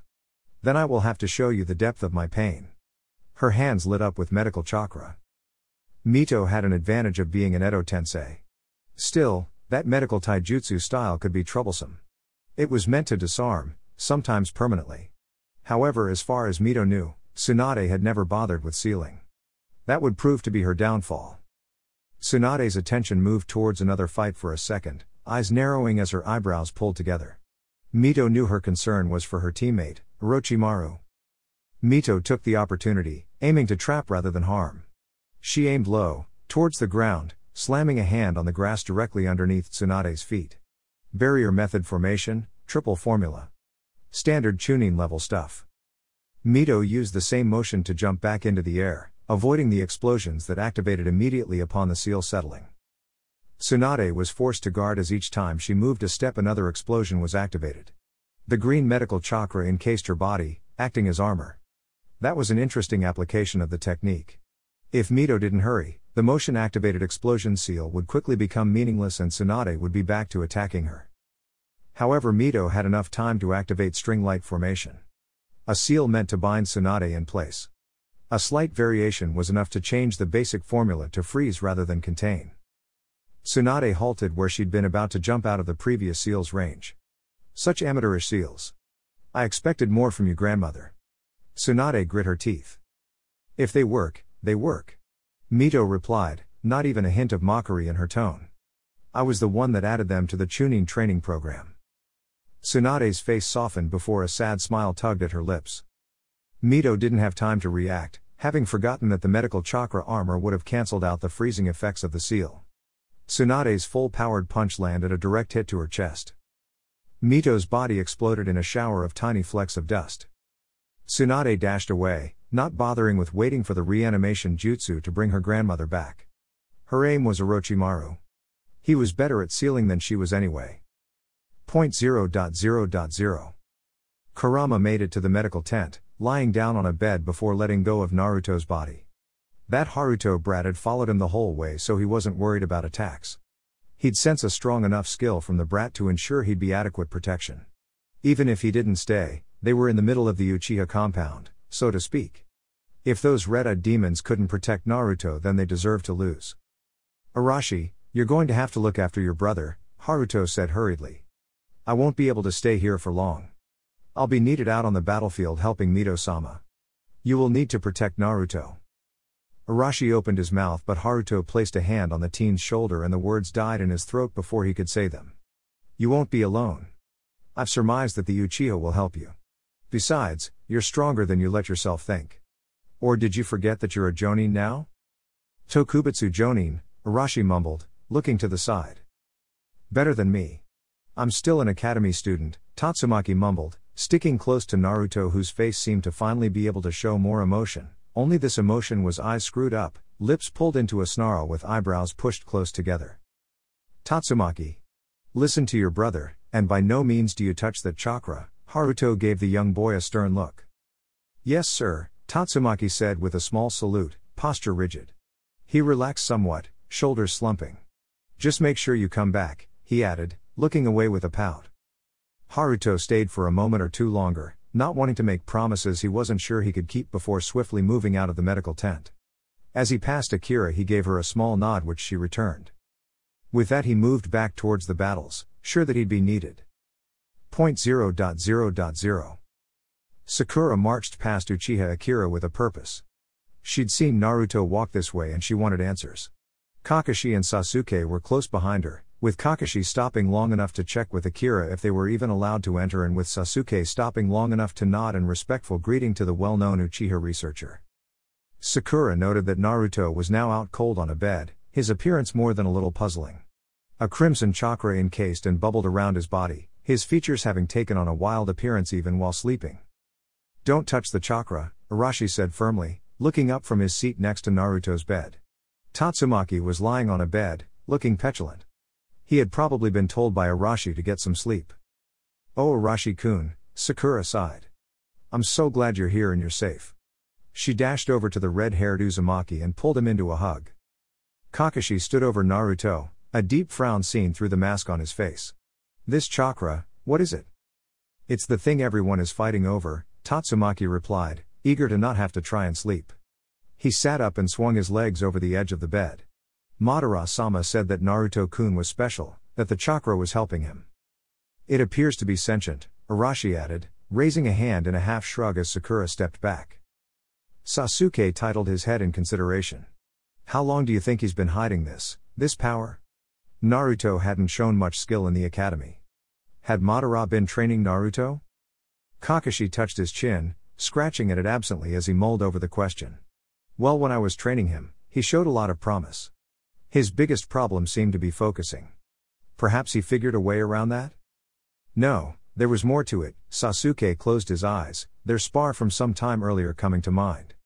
Remember when he first came to Team 7 after Arashi got promoted? Yeah, like he didn't know about things he should, and then there were times where he seemed to just remember things randomly, Sakura added. Maybe this isn't Naruto. At least not the one we knew when Kakashi-sensei was apprenticing him, Arashi said, eyes on Naruto. A soft growl, that sounded like a sigh of annoyance vibrated through the air, coming from Naruto. You four are making too much noise, I'm trying to focus. What are you? Kakashi's posture shifted, growing tense and more alert. The voice, while coming from Naruto, was obviously not his.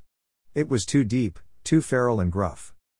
Naruto's eyes opened, the blood-red irises making them all shudder uncomfortably. Team 7, well, almost. Naruto grinned, unnaturally wide. You may not remember me, but I remember you, except the red-haired Gaki, he's new. Be that as it may, you three would be better served on the battlefield. I imagine that barrier will be lowered soon enough. I'm supposed to stay here, Arashi said, eyebrows pulling together as he frowned. You? I'd prefer the Uchiha. Naruto's eyes shifted towards Sasuke. He is the most competent of you lot. Next to him would be Hatake. Naruto's eyes closed again, his body jerking once before relaxing again. Ignore him. He can be a pain, Naruto said, opening his eyes and giving a tired smile. He means well. But he was right when he said you should go to the battlefield, all of you, except Tatsumaki. Naruto's voice was soft, his words almost gasped out. Naruto? Kakashi wanted to reach out, lifted a hand to do so, but Sasuke's hand snapped around his wrist and pulled it back. Yeah, it's me. But I don't know if I'll stay awake much longer. That poison sure is something. Naruto's eyes closed. It doesn't help that I'm not used to Kurama's chakra anymore, so it's taking longer. What the heck are we supposed to do to defend your lifeless body if we're out there fighting the enemy? Sakura hissed, her annoyance coming from a place of concern. I'll be fine. I'm with the Uchiha. Miles away from the battle, Naruto's voice was fading, showing that perhaps the teen wasn't as aware as he'd like to be. Kakashi's posture relaxed, his arm swinging slightly as he leaned backwards, looking towards the doorway. I guess he's right. We should be out on the battlefield. We're not going to learn anything from him right now, with the way he is. Yes sir, Sasuke, Sakura and Arashi said in unison. Tatsu, stay here, Arashi said as he stood, fixing the Prisian with a hard stare. Tatsumaki shrank away from the stare, ducking his head as he gave a meek nod. The original Team 7 left the medical tent, Sasuke looking over his shoulder as he passed through the doorway. Tatsumaki moved off of the bed he'd been sitting on and occupied the chair the Arashi had vacated. He wasn't sure what was going on, but he still cared about what happened to Naruto. Right now, Naruto didn't look like he was doing very well.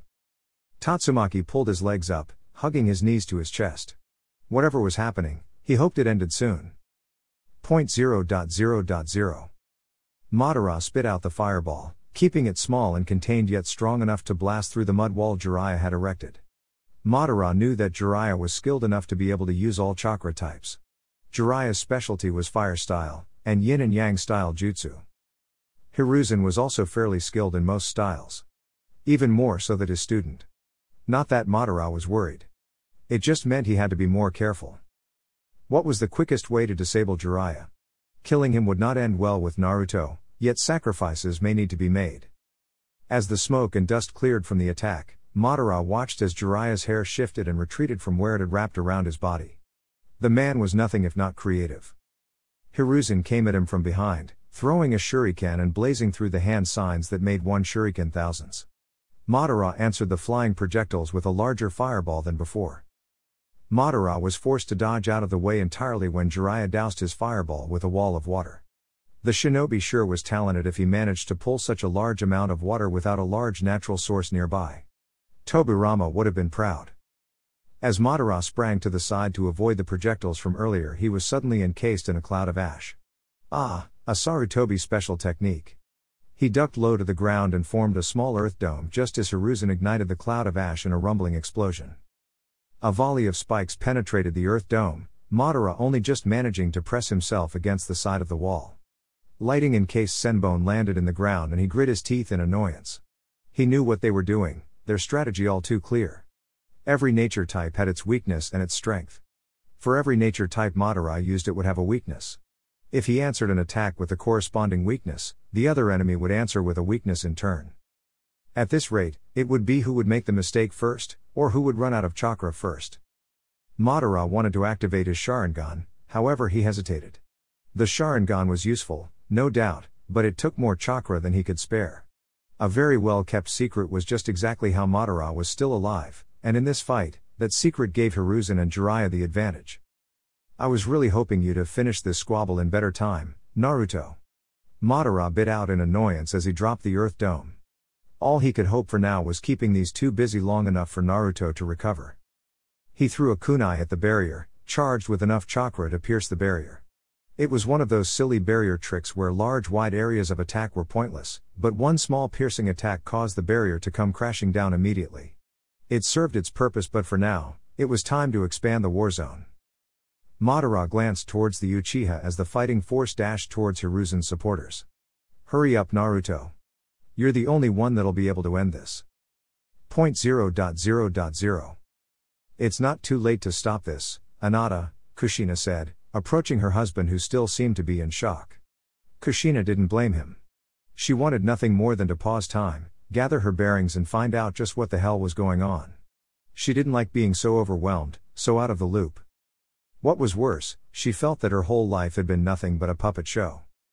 What was the truth, what was a lie? Where did Kushina and Minato stand in all of this? Minato didn't respond. Come with me, we can figure this out together. There's no point in us standing against each other. I don't want that, Kushina continued, reaching towards his hand. She pulled his hand towards her, grasping it between her own and holding it against her chest.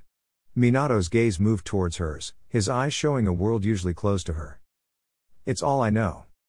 There was a brief moment of pain clouding Minato's eyes, before they hardened, flat steel reflecting nothing back at Kushina. He snatched his hand away. My sensei knows what's best and I have always trusted his judgment. Kushina stepped back, distancing herself from the man before her. This man was the trained puppet of Sarutobi Hiruzen, this was not her husband. Her challenge now would be how to overcome that innate loyalty Minato had to a man who would readily sacrifice anyone so long as it served his cause. Minato pulled out a kunai, Kushina noting that this was one not a poison one. Did that mean there was hope? Give up on this battle, Kushina. You're powerful, but you and I both know that I have the advantage, Minato said, moving into a stance that meant he was about to rely on speed. He wasn't wrong. Minato had his markings everywhere. Kushina knew for a fact she had one on her body. They didn't come off. It was meant for protection, but right now it was her biggest weakness. Minato's speed was no joke. Their fighting styles were completely incompatible. She was wild and generally a hit hard now and ask questions later kind of fighter. Minato on the other hand was strategic. He'd probably already come up with several ways to incapacitate her in one move. There was only one person on their side that would be able to fight Minato and hope to win. Kushina concentrated for a moment, forming a chakra chain and shooting it towards her eldest son, pulling him away from Itachi's side. You're going to have to do this, Menma. I'll handle Tsunade. Kushina didn't wait for the answer, already dashing away. Menma was a mini Minato. Their fighting style, the way they thought, their strengths and weaknesses. He was the only one right now that could manage. Itachi might have been able to as well, but Kushina didn't want to pull the Uchiha into the affair. She didn't know his strengths and weaknesses as well as she knew Menma's. Itachi, stay on Orochimaru, Kushina said, sliding into path of Tsunade's punch, catching her fist and holding on tight. Tsunade's brute force approach was more her speed. The Senju had been trying to get to her teammate, to free him from the wall so that she could heal his arms. Menma and Itachi had been doing well to keep her at bay. Mito shunshined in next to her, arriving fresh from having reformed. No, Itachi, go help Menma. The two of you will need to work together. You don't have a seal marking, Menma does. So you got a little help? Tsunade bit out, jerking her fist out of Kushina's hold. Kushina-chan, I think following Menma and Itachi's example would be best. I failed, but perhaps you'll have better luck. Mito nodded towards Orochimaru. Then perhaps, staying away from seals would be better, Kushina offered, 3 glittering chakra chains forming around her. After all, the seals are expected. The Uzumaki may have been known for their sealing ability, however there were many other ways to fight. Mito nodded her agreement, moving into the Uzumaki taijutsu stance. Tsunade hadn't had much of a talent for all things Uzumaki, falling strictly towards the Senju side of her inheritance. The only thing truly Uzumaki about Tsunade was her vast stores of chakra. Kushina lifted a closed fist towards Mito, who returned the gesture. A strand of chakra chain connected them, each Uzumaki grasping the chain. This technique required they work in complete unison. "Let's go!" Mito barked, dashing towards Tsunade. 0.0.0.0 Uzumaki Tatsumaki had finally drifted off to sleep, not that Dansu was worried about the brat. It was more like the less ruckus the brat caused the better. This was supposed to be a covert mission. While Madara was distracted, Dazu was meant to take Namikaze Naruto. Once they had the boy, they'd have the tailed beasts. The Uchiha woman that had been stationed in the medical tent had left a moment or two before the brat had fallen asleep. It was all too easy. Dansu carefully pulled the blanket from an empty bed, throwing it over Naruto's body. Would the chakra seep through the blanket? It didn't appear to. For the most part, the chakra had become something of an internal stimulant. It had even retreated to the extent that Namikaze's features had returned to normal, aside from the whisker-like markings on his cheeks. Dansu poked the boy's cheek, noting that he didn't stir. Seemed the poison was still active. That or the healing process was taking a toll of its own. He picked the boy up, throwing him over his shoulder. Turning around, and carefully making his way past the sleeping Prijanon, Dansu hurried towards the exit. The Uzumaki brat might have made a good addition to his Rudanbu, but that was a dilemma for another day. Right now, his biggest concern was securing Namikaze Naruto, and the power the boy had access to. Chapter 32. Past. Madara, what would we do if one of us turned traitor? Madara turned to Naruto, the blonde watching the river as he hugged his knees, something seeming to be weighing on his mind.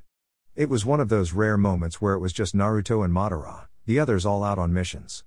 Madara had almost been sent on one himself, he just managed to avoid his father long enough to end up out by the river instead. The Uchiha wasn't sure what was bugging Naruto, and he wasn't sure the blonde would tell him if he asked. The question, however, was a valid one.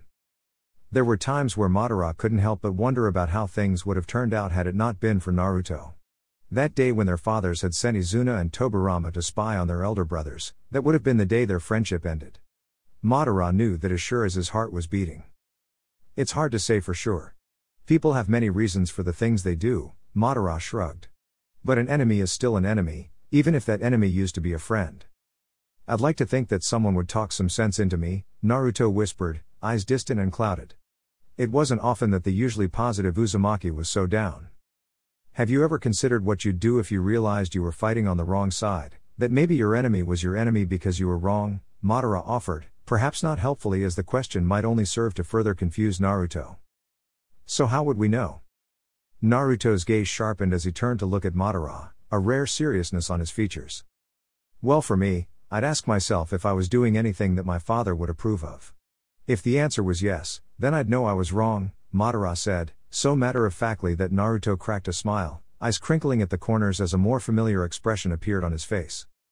Well, yeah, I guess remembering why we're here is a very good indication, isn't it? The smile faded as the distant look took hold once again. Let's just hope that those who come after us don't screw it up. Trying to tell me something? Naruto was silent, gaze turned towards the ground as he frowned in concentration. Naruto? Madara pressed, shifting his weight towards the blonde. Well, no, Naruto began, not really. I mean, I am thinking about someone who would technically be considered a traitor to the village, but I could never see him that way.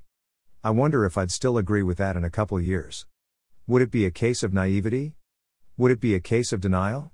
The problem is, now that I've had time to think things over, something I didn't do a whole lot of before, I'm wondering if there was more to the story.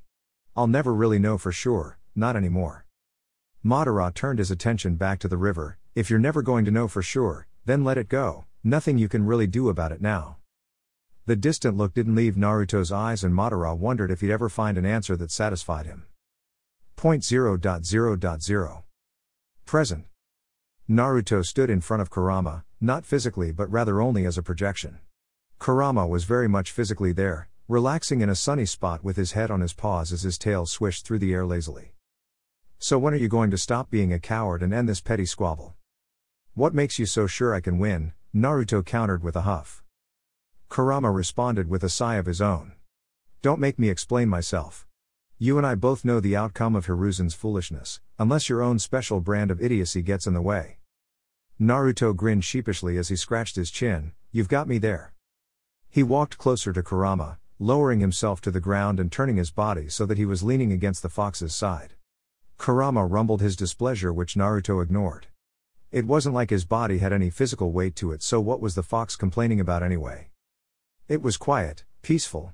No one was waiting for him to fix all the problems, no one was asking him to be rescued.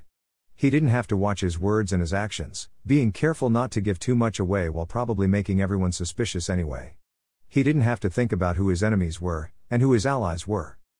Madara won't last very long, you do know that, don't you? Even I can tell how fragile his chakra network is, how unnatural he feels. Kurama pressed, worried about Naruto's inactivity. Usually the blonde was more do now, think later. That's what he gets for using seals to prolong his life unnaturally. Naruto snorted, looking to the side as he pouted, crossing his arms over his chest.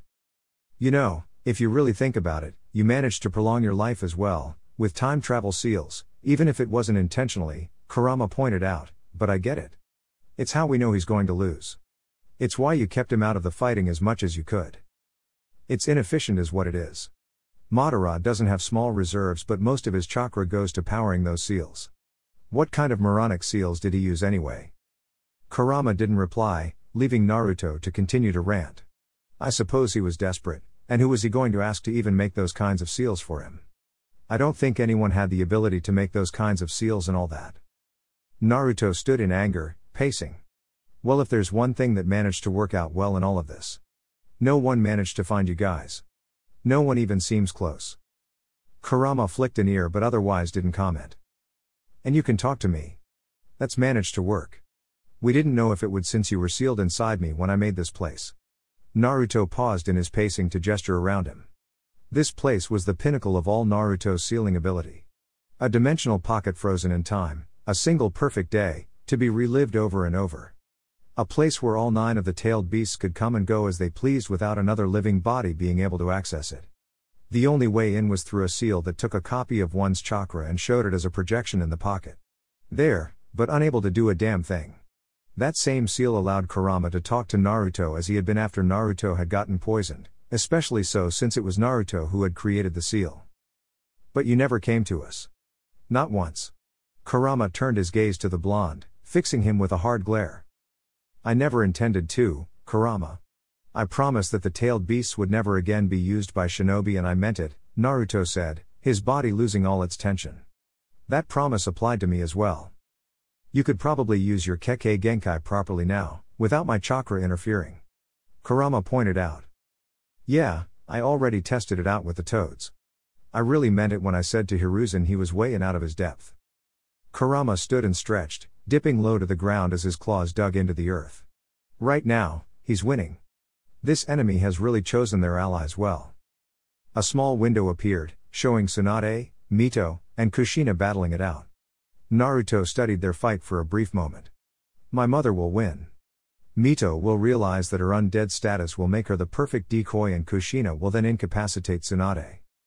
As far as I've kept my eye on things, Tsunade still has her fear of blood.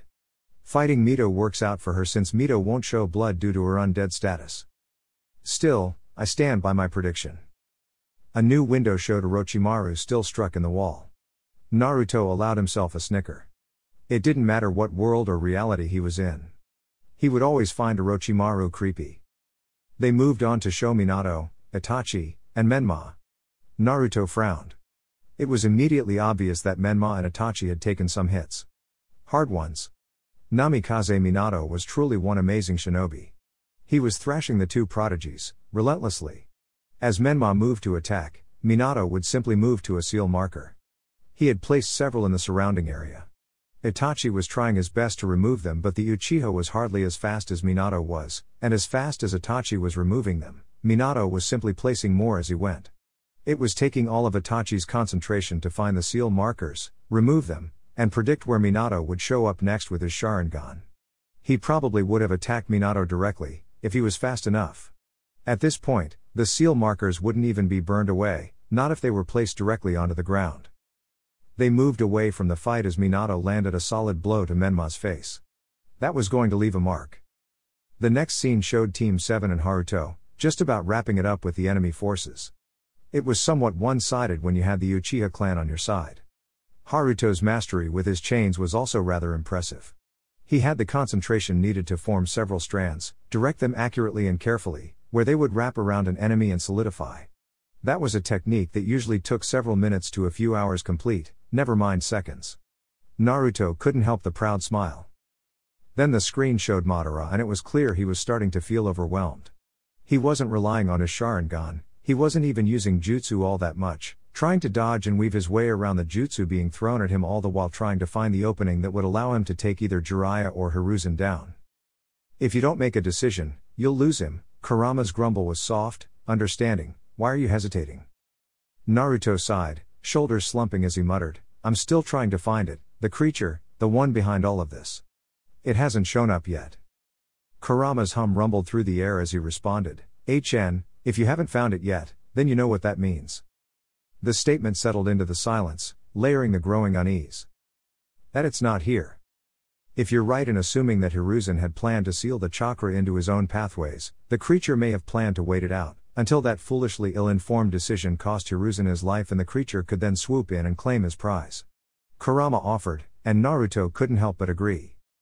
The screen shifted views once more, showing Naruto's own limp form wrapped in the medical tent blanket as Dansu tried to sneak his way out of the Uchiha compound. Naruto had let him up till now, content with the knowledge that the man really had no clue as to what, or rather who, was waiting for him at the border of the camp. All right Kurama, I've made my choice. .0.0.0 The seals getting into the Uchiha camp had been some really decent ones, but why was it that most people forgot to cover ground under an encampment? The Shodai had covered that aspect when he designed the defense seals for the village, but for most places that relied on seal, they always forgot the ground. Dansu could see the hole he'd made. It was so close that a short dash would be all it would take for him to be out of enemy lines. Yet, he was careful. The last thing he needed was to be caught so close to his goal due to amateurish mistakes. He cautiously lowered Naruto's body to the ground, intent on getting into the hole he'd made first. He was careful to lower himself into the hole so that he was on his stomach, intending to pull Naruto's body along with him. If he were to go onto his back, then pushing his way through might have been easier, but trying to get to Naruto's body wouldn't have been easy. He was about to reach for the blanket-wrapped namikaze when a whisper shivered in his ear, breath washing over his skin like a million ants. I don't think you should be here. In the next moment he felt himself yanked through the layers of earth covering his tunnel and thrown to the ground, where he landed with a groan. Uchiha Obito's special ability, to be used in extreme emergencies. I'd say this counts as an emergency. A cold voice stated casually. And just so you know, we could have let you go a few more miles. I mean with Shisui's speed, you really wouldn't have gone far. I was almost going to put you into a genjutsu first, just to see you waddle your way across the grass plains with an imaginary body. Boo at Shisui said that my laughing would have given it away. Another, more relaxed tone added. Dansu got to his feet, noting two Uchiha staring back at him. Shizu and Obito, both known throughout the shinobi ranks, both rightfully feared 6 ways from Sunday. Obito was something of a mystery to Dansu. They'd never managed to recruit him, even though he'd been one of Minato's students. Somehow the little brat had always managed to play the fool. Perhaps, they'd been too quick to write him off. Before another blow could be exchanged, the entire battlefield froze as a chakra signature like no other washed over their senses. The blanket shifted and Namikaze Naruto stood, dusting himself off before raising his head, golden eyes raging back at those present. He focused his chakra, mouth pulled into a thin-lipped frown before he quite literally disappeared from sight. A gentle tap on his shoulder later and Obito found he could not move. In his line of sight he saw a seal form on Dansu's shoulder as well, where the older shinobi also froze.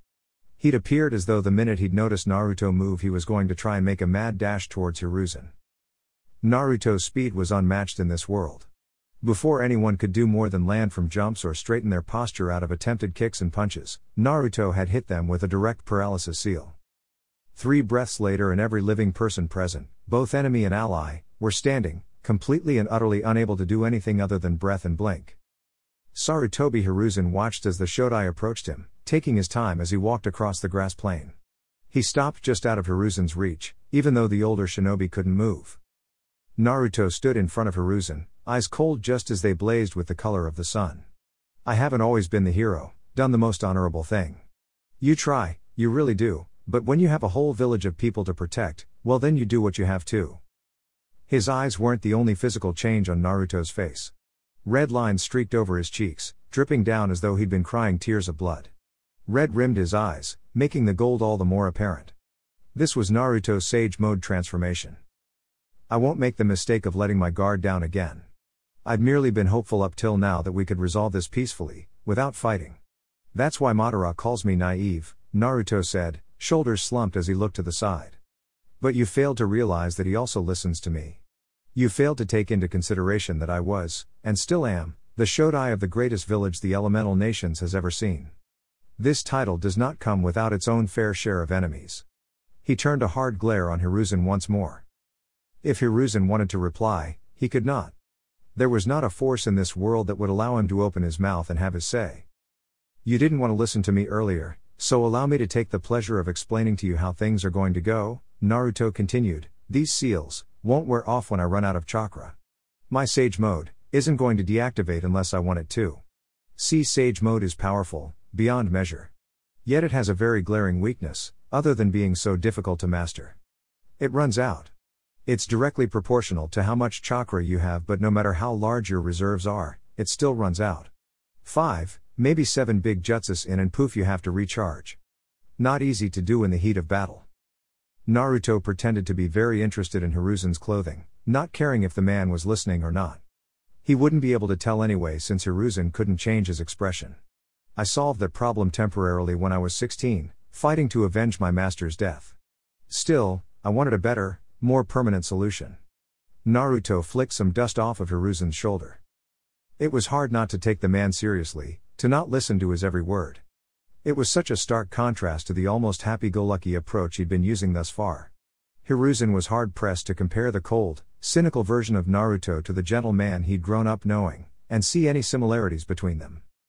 This time Naruto moved to Madara. The clone he killed wasn't just a clone. It's a solution to my problem. What's the point of a clone that can die, but doesn't disappear when it does? Other than helping me with my problem of being in 2 places at once, it collects the natural energy around us, and sends it directly to me.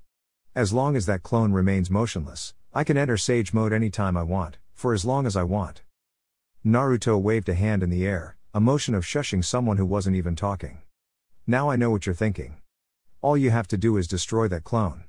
Naruto smiled, the gold in his eyes leaking out, leaving only the most piercing shade of blue Hiruzen had ever had the misfortune of being scrutinized with. I still have an open contract with every known ninja summon in this world. I have the ability to cancel any existing contract at will. For emphasis to his words, Naruto tapped Jiraiya's forehead, seals spreading from the tips of his fingers, and a connection with toads dissolving instantly. Why? Because I built those contracts. I just left Uzumaki Takashi's credentials on the scrolls. He died when he shouldn't have, and I felt obligated to complete his work. That doesn't change the fact that I can and will summon every single ninja summon, all at once, and still be able to hit you with several of my best jutsu. Naruto's eyes brightened to the gold from earlier once again. Madara felt a tingle on his shoulder, and a moment later he could move again. You know, Naruto, you sound like an utter ass right now. Naruto could feel the anger in Hiruzen's chakra, the denial. But there, just bubbling under the surface of all that, was the panicked realization that maybe, just maybe, he'd been betrayed. If you're waiting for that creature to appear, it's not here.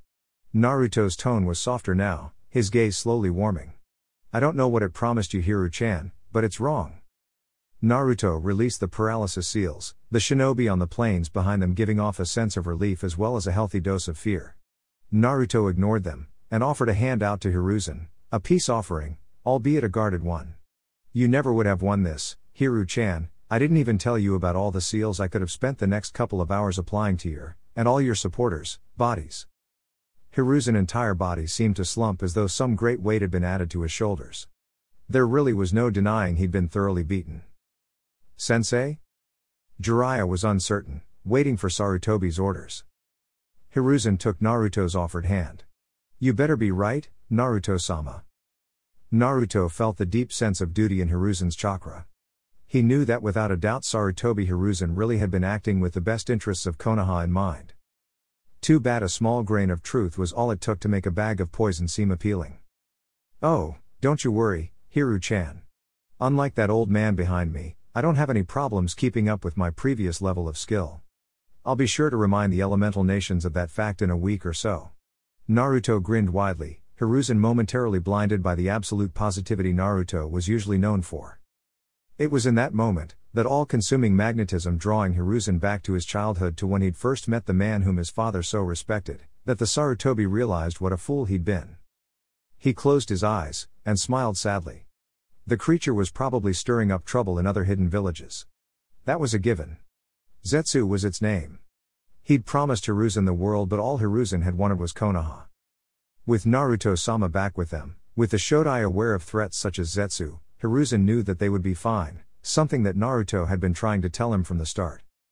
0.0.0.0 Later that night, with the Uchiha clan back in their village compound, and all Hiruzen's supporters safely behind bars, Naruto was free to face the multitude of questions being aimed at him.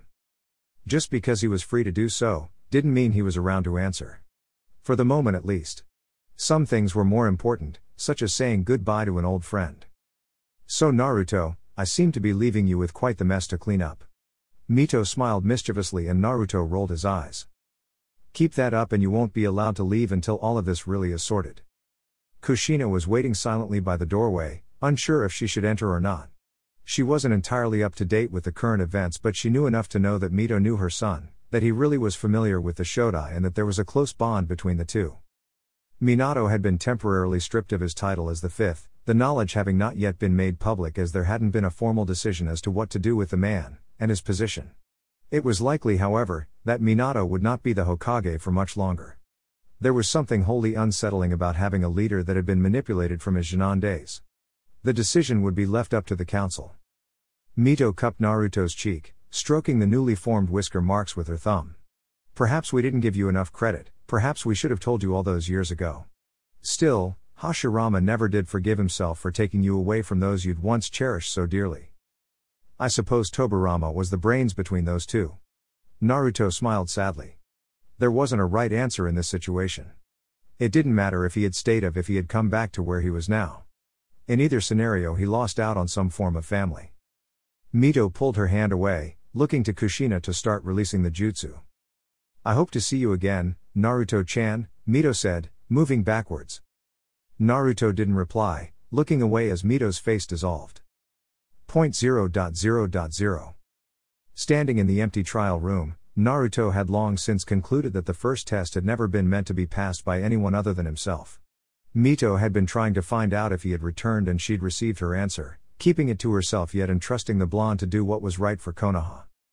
Naruto had never managed to find out when the Edo Tensei had been performed, and how long the Uzumaki had been in the world of the living unnaturally, but he knew that whatever had happened, Mito would have heard about his clearing the first trial, and would have known without a doubt that her time travel seal had worked. Naruto-kun? The Namikaze turned to the door, seeing Sakura waiting nervously. They hadn't been told about his status as the Shodai, with most of the forces believing it had been a ruse thought up by Madara to fool Hiruzen. Naruto hadn't protested, enjoying the quiet. He would let the world know soon enough, he just wanted a few important people to know first.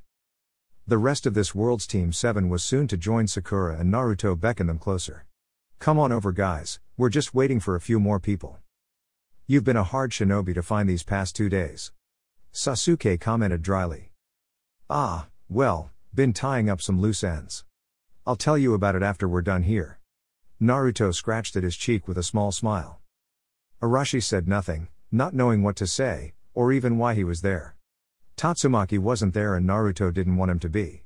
He preferred the boy when he didn't know who Naruto was. Minato, Kushina, and Menma arrived soon afterwards. There was a clear divide between the three and Naruto noted wearily that it was going to take some time to heal the wounds. Minato had been allowed a temporary absence from his holding cell at Naruto's request. At the current moment he looked extremely uncomfortable. Naruto wanted to talk to him, wanted to ask him so many questions. Why didn't Kakashi get drafted over to their side? Why didn't Menma? What had they told Minato? How much was his choice, and how much was his twisted sense of duty to the village? How much of him believed in his own family? Yet, he didn't. Naruto kept his mouth closed and looked away. Madara arrived, led by Haruto who seemed not to know where to look. Naruto still hadn't gotten a moment to talk to the man. Hiruzen, and his 3 students were the last to arrive. Naruto hadn't bothered with Dansu. The man had never appealed to him and he hardly felt the man needed a personal explanation. So, I'm sure you all have plenty of questions, and really there's no easy way to do this, so I'm just going to start. Please try to keep the questions to yourself, and if you still have any by the time we're done here, feel free to hit me with them. Naruto began, "What I'm about to tell you is the greatest secret ever kept by the founders of our village." Naruto focused his chakra and directed it towards the seal matrix in the ground, allowing him to restructure the room. The benches that had once served the purpose allowing people to watch the trial shifted and sank away, leaving the room without obstacles around the walls. This place used to be a private training room. Naruto started, waving a hand over the expanse of the room. "Create new seals, new jutsu, practice blacksmithing, that kind of thing." He walked over to one of the walls, relieved when everyone following him without him having to tell them to do so. It was also a place to relax, wind down from the pressures of being someone important. Naruto gently ran the tips of his fingers over the wall's surface. The once blank wall rippled before a painted image settling into place. "It's crude, nowhere near a professional level, but I wanted a way to tell my story. Even if no one was meant to hear it." Naruto smiled sadly as he looked at the image of a village that had appeared on the wall. Those looking wouldn't immediately recognize the resemblance the image had to their home.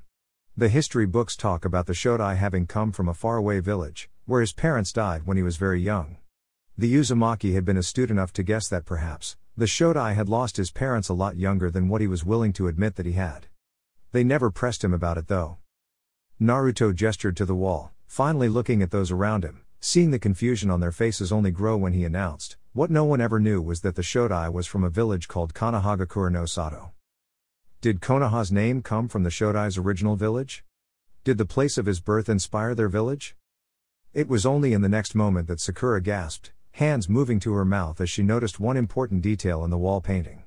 Sasuke took greater care in observing it as well, noticing that the painting had a monument depicting 5 stone faces.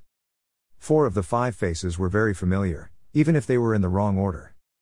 "The Shodai's village was destroyed," Naruto said, tone dipping as his chakra pulsed with a weighty grief. He touched the wall again, and the image changed, showing the village as nothing but a ring of rubble around a crater in its center. But I'm getting ahead of myself. Let's backtrack to a little before that. Naruto moved to the next wall. When the image rippled into appearance, the shock in the room became so heavy it was almost physical. The Shodai's parents were 2 powerful shinobi, who loved each other deeply.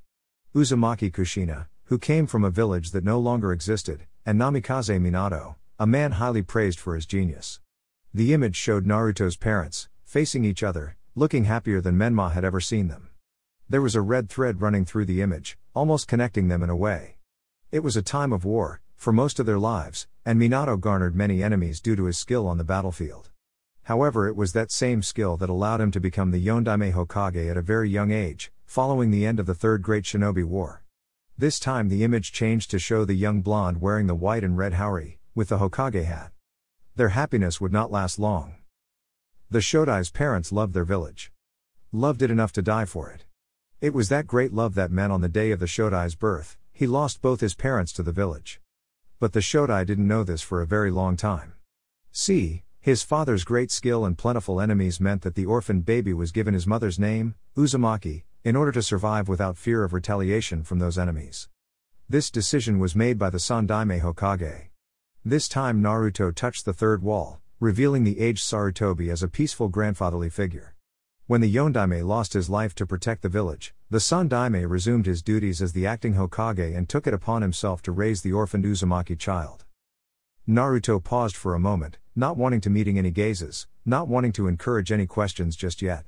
He squared his shoulders and carried on, moving back to the second wall. See, what no one at the time knew was why and how the Shodai's parents had died. Uzumaki Kushina was special. She had the Uzumaki bloodline, making her a viable candidate for a very important task. She had a beast sealed within her, where her bloodline suppressed the chakra of the beast. Without going into too much detail about the beast itself, I will just say that it's one of the beasts Hiruzen was so eager to get his hands on. The image changed to show Kushina with Kurama's silhouette in the background. The term used to describe such a person was called a Jinchuriki, a human sacrifice. There were at any given time 9 Jinchuriki in the elemental nations. All the hidden villages had them. If time travel hadn't crossed their minds by now, then Naruto was sorely underestimating his crowd.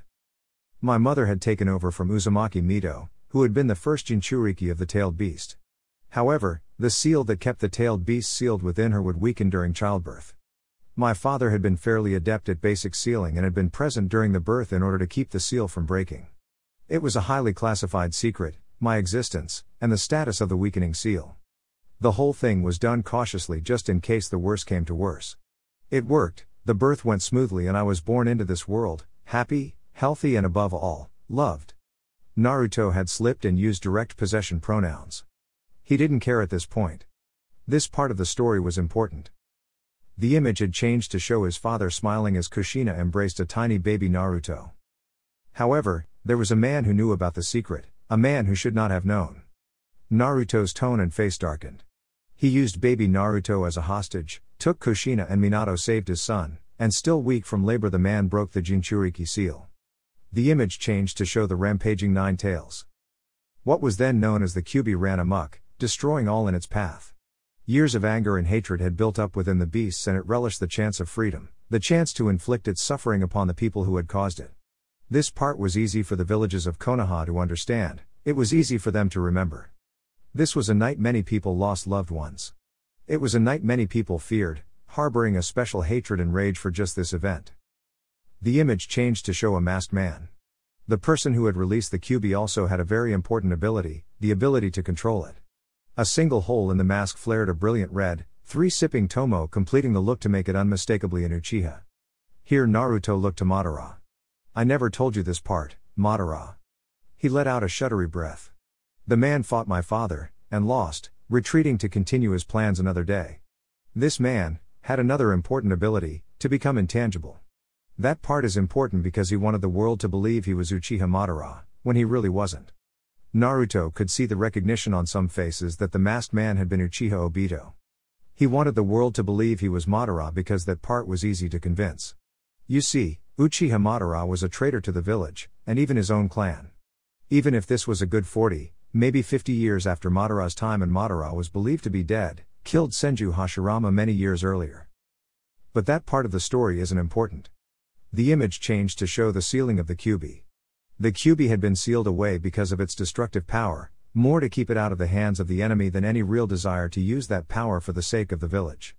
Naruto paused, studying the image of his parents, a claw pierced through their chests as they strove to protect their newborn son. See, when the beast a Jinchuriki holds is extracted, they die. The fact that Kushina hadn't died immediately spoke only of her skill and vitality. She was really amazing. She might have even lived if the beast had been sealed back into her in time. But my father knew the masked man would be back, he knew that the man had some pretty big plans that needed to be stopped. Up till that point, no one had managed to control the power of the Kyuubi, merely contain it. So my father used a really powerful seal, one that came with a heavy price, and cut the Kyuubi's chakra in half, a yin and yang half, sealing only half of the Kyuubi's power into his son so that he would have a chance to beat the masked man, to stop him. In exchange, it cost him his life, and my mother died soon after. Naruto touched the image of his parents one last time, moving to the one of the Sandaime. No one knew about the masked man. They died before they'd had a chance to tell anyone about it. There were suspicions, there were speculations, but as much as the general population knew and was permitted to know, was that the Kyuubi had been a natural disaster, and the little blonde baby with whisker marks on his cheeks had arrived the same time as the beast had disappeared. See, with Minato's enemies being a concern, and Kushina's weakened seal being a concern, the information about their son was kept very hush-hush. No one knew who he was, where he'd come from, only that he existed after the Kyuubi. A few angry shinobi who'd known that the Kyuubi had been sealed into the baby let the secret out.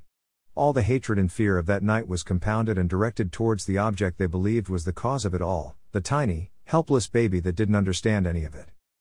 Naruto looked towards Hiruzen. The Sandaime did his best to help where he could, but once information is known, you can't take it back. The best he could do was forbid anyone from openly talking about it in the hopes that the younger generation would forget the sadness of that night and move past it. It didn't work. The parents of those children simply told their children lies, telling them not to talk to or be near the boy. Naruto moved to the next wall, an image of a lonely crying Naruto appearing. So you see, the son of the Yondaime Hokage grew up lonely, hated, and very much confused as to what he'd done to deserve such treatment. He acted out, demanding attention from the adults who tried very hard to ignore his presence. Silly things from painting their shop windows to just generally being loud and obnoxious. Anything to make them acknowledge that he existed. The image changed to show the eyes of the villagers that had haunted him for years. Eventually the little Uzumaki was enrolled into the academy where the teachers in the academy hated him, and the children in the academy ignored him. He didn't do well, not knowing that he would never have the chakra to pass the simple Bunshine exam to become a Genin, and with no one willing to explain the concept of too much chakra to him. Still, he was desperate to be acknowledged, his limited world of experience teaching him that only important people got acknowledged, and he therefore decided that being Hokage would fix all his problems, making it his ultimate dream. The next image was one of Naruto's sickly shadow clones. He didn't bother to mention the sexy no jutsu, or the outrageous prices he was charged when it came to buying his food. The image changed to his meeting of his academy sensei. Eventually, the sad little Uzumaki boy was given his last chance to become a Genin, and he was placed in Umino Iruka's class. The man didn't want to teach the little Uzumaki boy at first, having lost his parents on the night of the Kyuubi attack. He understood that the boy in front of him was not the beast that had killed his family, but the boy was everything that represented that night. It was rough at first, with Iruka almost giving up. The image changed to Iruka and Naruto sitting at Ichiraku Ramen, having their first bowl together, with Naruto looking deliriously happy. But, in spite of their rough start, the two managed to become as close as brothers, Iruka developing a deep bond with the little Uzumaki. Slowly, the little Uzumaki managed to make some friends, well, not immediately friends, more like troublemakers in arms. An image of a young Nara Shikamaru, Inuzuka Kiba, and Akamiki Kuji showing on the wall. Now the important part of the Kyuubi incident, as it had later come to be known, was that the man who'd started it all was an Uchiha. Even if no one knew this for certain, they could speculate on it and suspect it. After all, Uchiha Madara had been the man to use the Kyuubi against Senju Hashirama. This wasn't something the little Uzumaki was involved in directly, but it was something that directly affected someone very close to the little Uzumaki. Again Naruto looked to Madara. I never told you this part either. A new wall image was revealed, showing a young Uchiha Sasuke, happy but aloof as several academy students were shown behind him seeming to cheer him on. Little Uzumaki was terrible at school subjects, desperate for attention more than he was paying attention to his studies that no one would bother to help him with anyway. But little Uchiha Sasuke was different. He was the top of their year, loved by all, and most importantly, adored by a loving family. Everything the little Uzumaki wanted. The image rippled to show Sasuke besting Naruto at their taijutsu match. However, that all changed for the little Uchiha. In the upper levels of the village, a suspicion had started to take root, forming a chasm that had perhaps been started back when Senju Tobirama had first taken the Hokage position. Without getting into too many specifics, in the space of a single night, the entire Uchiha clan was massacred, all of them, except for little Uchiha Sasuke. A new image revealed Uchiha Itachi. No one knows what really happened on that night, maybe they never would have found out. All that was clear was that Uchiha Sasuke was now every bit of an orphan that the Uzumaki boy was, except with a burning rage to kill his own brother. Life in the academy went on, and when it came time to graduate into full-fledged Genin, the little Uzumaki boy failed his exam. An image of Mizuki appeared. The little Uzumaki was devastated. A trusted adult told him that he could still pass, if he took the forbidden scroll in the Hokage's office and learned a jutsu from it. Which is exactly what he did, not knowing that the words had all been lies. From the scroll he learned the Kage Bunshine Jutsu, something he had a particular knack for since he had more than his fair share of chakra. It was also on this night that he finally learned the truth of his hated existence. He was a Jinchuriki and there was a furious beast sealed within him. The image of Mizuki changed to show his more sinister side, and Iruka's protection of Naruto. On that night Iruka saved the little Uzumaki's life and the boy saved Iruka's. It was also how he earned his headband, displaying an ability to adequately use a clone jutsu. An image of their team announcements came next. Team placements put Uchiha Sasuke and the little Uzumaki in a position where they couldn't ignore each other anymore. Naruto looked towards Arashi. This team placement, by the way, only exists because the Uzumaki clan had been decimated long before the little Uzumaki had been alive, so much so that he didn't even know what his clan name meant, how much prestige it should have held. He was one of very few Uzumaki, scattered around the elemental nations. An image of Kakashi appeared, holding up two bells with his infamous I smile. The difference in this image compared to the man standing in the room was his left eye was covered. Naruto spoke of their Genin exam, how teamwork had been emphasized. An image of Konohamaru and their brotherly bond was fondly but briefly explained. He moved on to their mission in Wave. How that mission being mislabeled had probably been what had cemented their team the most. Sasuke almost dying, the awakening of his Sharingan, the bridge, Haku, Zabuza. It was also important to who Naruto was as a person. He had to tell it, to document it in some way. The next story was their meeting of Gaara and his siblings.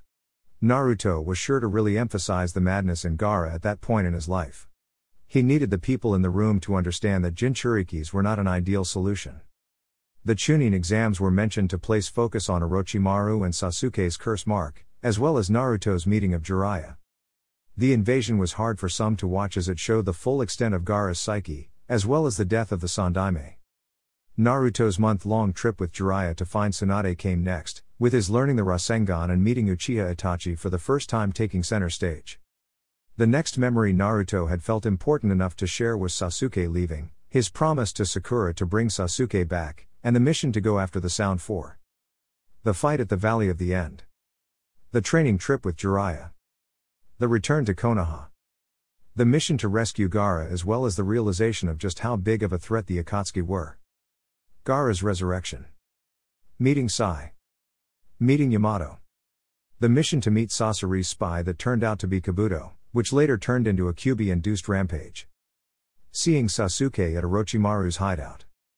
Asuma's death. Learning about wind nature and creating the Rasen Shuriken. Avenging Asuma's death. Deciding to go after Itachi as a means of getting to Sasuke as well as the Akatsuki. Being too late as Itachi is killed by Sasuke and Sasuke evading capture by the Konoha team. Naruto finding out about Jiraiya's death and going to train with the Toads. And now we came full circle to the village being destroyed, Naruto stated hoarsely, having been talking for a long time. The first image of the village nothing more than a crater appearing again. While I was training with the Toads, the leader of the Akatsuki had attacked the village looking for me, well for the tailed beast inside of me. I arrived in time for my training to see my home destroyed. An image of pain and his bodies was shown. Naruto carried on, showing Hinata, her desperate attempt to help him in his subsequent rampage.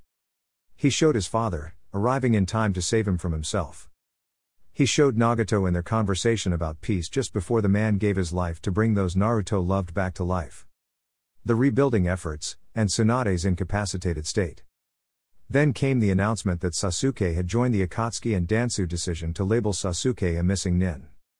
Naruto's fight with Dansu, and his discovery of the wooden cylinder. He carried on, showing his arrival in the past, his meeting of the young Madara and Hashirama. He detailed how they'd bonded, trained and dreamed of building Konoha once again. The memories were incomplete as Naruto had been interrupted. He stopped when he got to the part where he discovered he had the Uzumaki bloodline. So anyway, I think it's safe to assume that you know the rest. Naruto drank some water as he looked to the ground. He waited a moment before looking up and stating, so the greatest secret ever kept was that Uzumaki Naruto was a time-traveling ninja from the future, and here I stand as the boy in those images who experienced every hardship because of a tailed beast no one understood, as the man who helped build this village, and as the boy who was raised as Namikaze Naruto. And if it's alright with you all, not that you get a choice, I'm going to go have a nap while you guys let that all sink in. Naruto shunshined out of the room, trusting those that needed to be back in lockup to get back to lockup. He reappeared back in his room, exhausted and eager to put his head on his pillow. 0.0.0.0 Kushina approached Minato's cell quietly, not sure if she even wanted to be there in the first place. The world Naruto's memories had shown her were something of a delightful dream as far as she was concerned. The images of her and Minato had looked so happy. Was there a chance that they'd be able to have that in this world? Minato being in the cell was nothing more than a formality. The man really could break out if he wanted to. Nothing had been added or changed to take away that ability. She pressed her hands to the bars, Minato looking up from the book he'd been given permission to read. His expression was soft, more carefree than Kushina could ever remember seeing it. It's been so quiet, so peaceful in here, I almost don't want to leave, Minato said with a grin. I can't remember the last time I'd had the time to read a book. He put the book down and stood, approaching the bars where Kushina waited. I've been thinking about those memories too. Wondering if maybe, that could be us. Minato seemed like he needed to say what was on his mind, relieved to even be given the opportunity to say the words at all. Kushina hadn't visited him since the war on the grass plains, not being able to face up to the question of just what exactly were they to each other. Can that be us? Kushina pressed, because when I needed you on that battlefield you chose them. I chose them because I thought he'd murdered my son. A swelling silence took over, Kushina feeling her chest grow heavy, each breath coming more painfully than the last. I want us to be together for us, not for the agendas of those around us, she whispered, feeling her eyes prickle. Minato gently placed his hands over hers, pressing close to the bars. I would very much like to be a family, one uninfluenced by village and clan politics. Spend time with our sons, get to know who they are now. It's not too late for that. My love for you had never been forced by my sensei. Strongly encouraged, yes, but never forced. The question in his eyes was clear. Did Mito force her? Mito was also rather insistent on you, the flaky-looking nerd on Jiraiya-sama's team, but I grew to love you all on my own. Kushina assured with a soft smile. I think maybe, somewhere in all of what happened, I forgot that part. Minato suddenly disappeared from the cell, reappearing next to Kushina where he pulled her into a rough hug and kissed her as sirens blared around them. Naruto suddenly appeared looking exasperated, and also looking as though he'd just woken up, otter hat munching his head and everything. Can't you two just do that inside the cell? He grumbled before touching their shoulders and sending them inside the cell so the alarm would stop. They laughed as Naruto disappeared again. Perhaps there was a chance for them as a family after all. 0.0.0. Naruto, now dressed and decent, appeared in front of Sarutobi's cell. He stood for a moment, silent, while watching the old man that reminded him more of the Sandaime Naruto had grown up around than the man he'd been a few days ago. There would be no easy way out for Hiruzen, but there was at least hope for redemption. I'm going to take you to a room with your students in it. I want to try to understand your reasoning a bit more, since I forced my reasoning on you by showing you my life. Hiruzen had been seated by the window, enjoying the small view this afforded him. He stood slowly, finally looking his age as he approached the bars that had opened upon Naruto's approach. I'm not sure what I can tell you at this point. Hiruzen mused. Why you fought so hard for your beliefs, what it was that converted your students so thoroughly. Naruto replied, placing a hand on Hiruzen's shoulder before taking them to a room where Tsunade, Orochimaru, and Jiraiya were already waiting. I know there have been hardships, but I don't believe the other villages hating Konoha would have been enough to convert all your followers. Naruto began, seating himself at the small table set up in the middle of the room. What purpose does our being here serve? Orochimaru interrupted, asking his question politely, yet firmly. Nothing. Naruto replied simply. You're here for my own curiosity. At any rate, your fate has already been decided. This won't change the outcome. Naruto kept his gaze on Orochimaru, his features neutral. I can already guess that you joined because your teammates did. You don't really have any personal claim in the matter, Naruto continued. Your parents are still alive, and you don't have an unhealthy obsession with science, as you did in my past. No, I don't have a personal stake in the matter, but Tsunade-chan is my teammate and we stick together. Not to mention, Nawaki-kun was my student. Orochimaru offered with a cold smile. Nawaki went on a mission that didn't end well for him. Hiruzen offered. You see, he was only a Genin when the mission I sent the team on went horribly wrong. The mission was mislabeled due to falsely provided information and as a result they were wholly unprepared for what came next. Past. Sensei, the map says we should be arriving soon. Orochimaru looked behind him with a smile. He knew the way. Of course he did, but the skill was important for the boy to learn. He was a promising child, enough so to be promoted early and then entrusted into Orochimaru's care as a personal student. This mission was a nice one, easy enough. They were meant to retrieve a merchant's scroll that he'd left behind at an inn. Hiruzen had agreed that the mission would be simple enough for the two of them, something to get Nawaki out of the village. It was a nice inn too, with renowned hot springs that Orochimaru was looking forward to. And how much further does the map say we should go? Nawaki concentrated with a if we keep going at the pace we're currently using, then maybe an hour or so. Orochimaru smiled. Indeed it was only an hour or so. Tsunade would have been proud. The boy was eager to please her, having idolized her for many years. It was only the close relationship he had with the older Senju that put him into close contact with the boy, enough so to see his overwhelming potential and then recommend his early graduation. He'd been Orochimaru's pupil for little more than 2 years at present and so far he'd progressed marvelously. When they arrived, Nawaki excitedly and distractedly looked around the entrance while Orochimaru checked them into the room their client had been staying in. He'd leave the boy for now, after all, he was allowed to have some fun. What do you say we go to the hot spring in a bit? The scroll should be quick enough to find? Orochimaru asked, and Nawaki beamed brightly at the suggestion. The client had hidden the scroll under a loose floorboard, having heard rumors of being followed by bandits for the very item. Orochimaru couldn't imagine what would be so valuable on a merchant's scroll that bandits thought fit to steal, but he wasn't there to question the client. Sure enough, the scroll is where the merchant said he'd hidden it, and Orochimaru tucked it away into his supply bag. Nawaki had been chattering nonstop since they arrived, taking in the splendor of the inn. It was typically a lot fancier than any of the places they usually stayed in, having only been permitted the short stay for the mission. Oh wow, sensei, did you see the vase, and that rug? It was so pretty. Ka-chan would kill to have a rug that pretty. I wonder how many missions I'd have to do to save up for one. Hey, do you think Tsunade Niikin would like this place? Maybe I can bring her here as a surprise one year. It's not too far from the village. What about Jiraiya-san? He'd probably scare all the ladies away. The boy was so excited that he didn't even notice the other shinobi at the dining hall. The other ninja didn't pay them any mind, so Orochimaru didn't let it immediately worry him. They may have been jonin that were trying out the famous hot springs while in the area themselves. He tried not to profile them as enemy just yet. The food is amazing, sensei. Did you try the noodles? I think they're freshly made. And the flavor is just awesome. We should really get Yondaime-sama a thank you gift for letting us come here rather than ordering us to just sneak in and get the scroll that way. And did you see the dessert options? I haven't even heard of some of those. Do you think Yondaime-sama would protest the mission bill if I got 2 desserts? Do I even have space in my stomach for 2 desserts? It had been a while since Nawaki had been so childlike. He was skilled at his profession, and sadly that could make a young child grow up all too quickly. Orochimaru had done his best to keep the boy innocent for as long as possible, for Tsunade's sake. She fretted over the boy endlessly.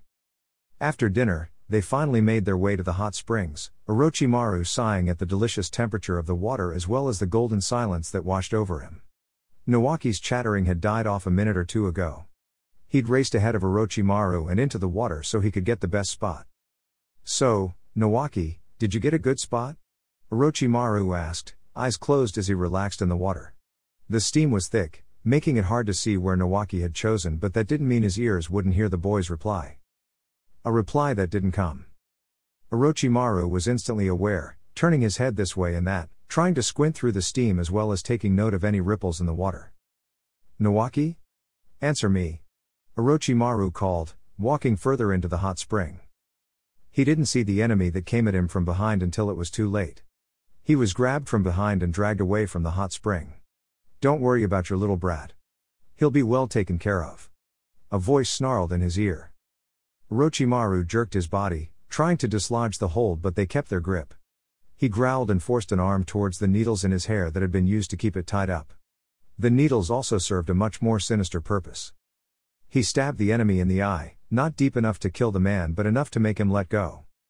Orochimaru spun around, holding the 2 needles like weapons. Where's my student? You're too late. By now that little leaf brat is long gone. The man spat at him, clutching at his eye. Orochimaru recognized him as one of the shinobi from the dining hall. He hadn't seen a village marking, but it didn't matter. Why? Why did you take him? Because, he's Leaf. The word was said as though it was a poison in his mouth. And we had a conflict of interest in our missions. Thanks for the scroll, Leaf scum. Orochimaru charged the needles with chakra before flicking the needles at the enemy. He dashed away, not caring to even end the man's suffering, assured in his knowledge that he wouldn't be pursued. The room had been ransacked, his equipment bag still intact, the scroll still in place. Why? If they'd wanted the scroll, and sacked the room for it, why was it still there?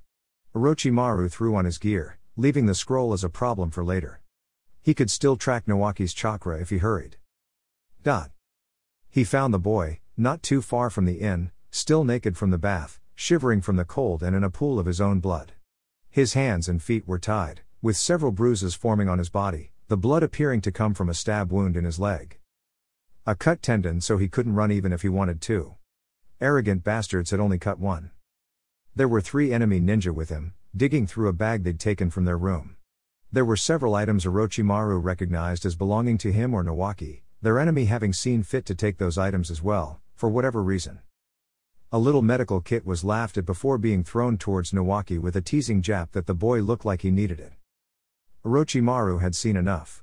He leapt towards the enemies, dragging them away from Nawaki so the boy didn't have to see the brutality he was about to inflict on the men.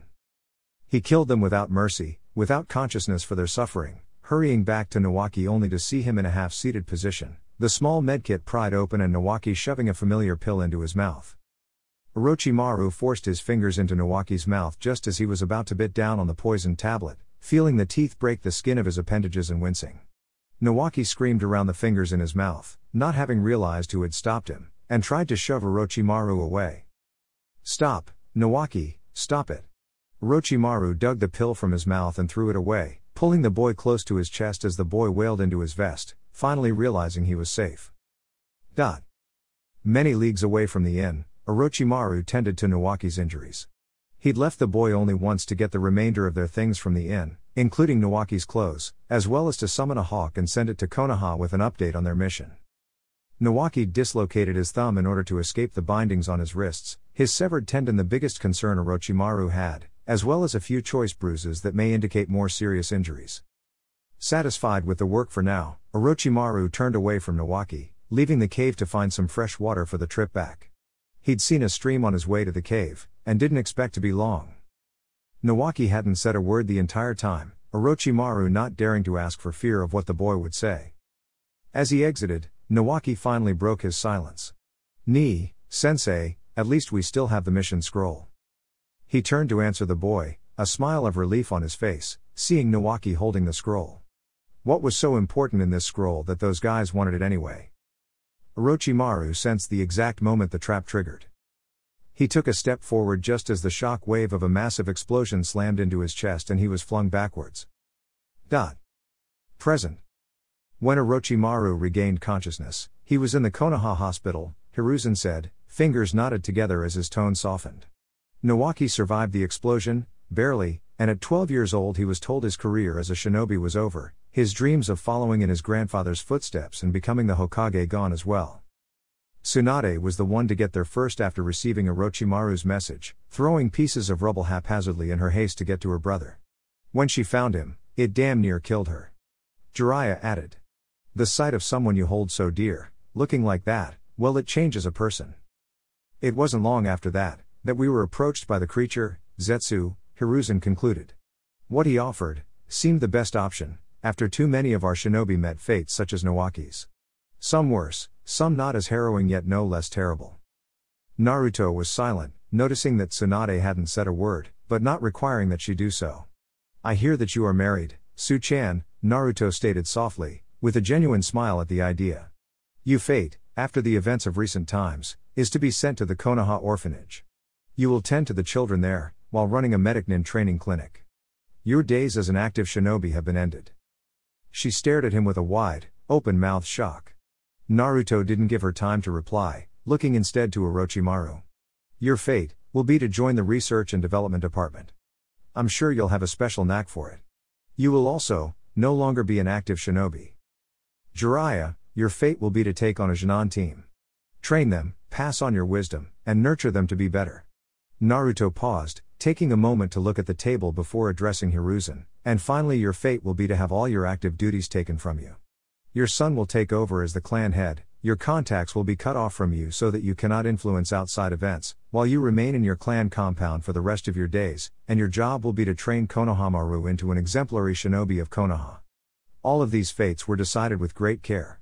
We do not wish our enemies to see a divided Konoha, we do not wish to let the enemy think we have weakness in our ranks, easily influenced members among our strongest. We also chose these fates to give you the opportunity to redeem yourselves, to fix your mistakes, to grow a generation of people who know better. Naruto stood then, moving to the doorway and leaving without another word, not bothering to close the door on his way out. 0.0.0.0 So you don't think a sudden change in Hokage shows signs of problems in paradise? Madara questioned dryly as Naruto hummed a silly tune, sitting atop his own head.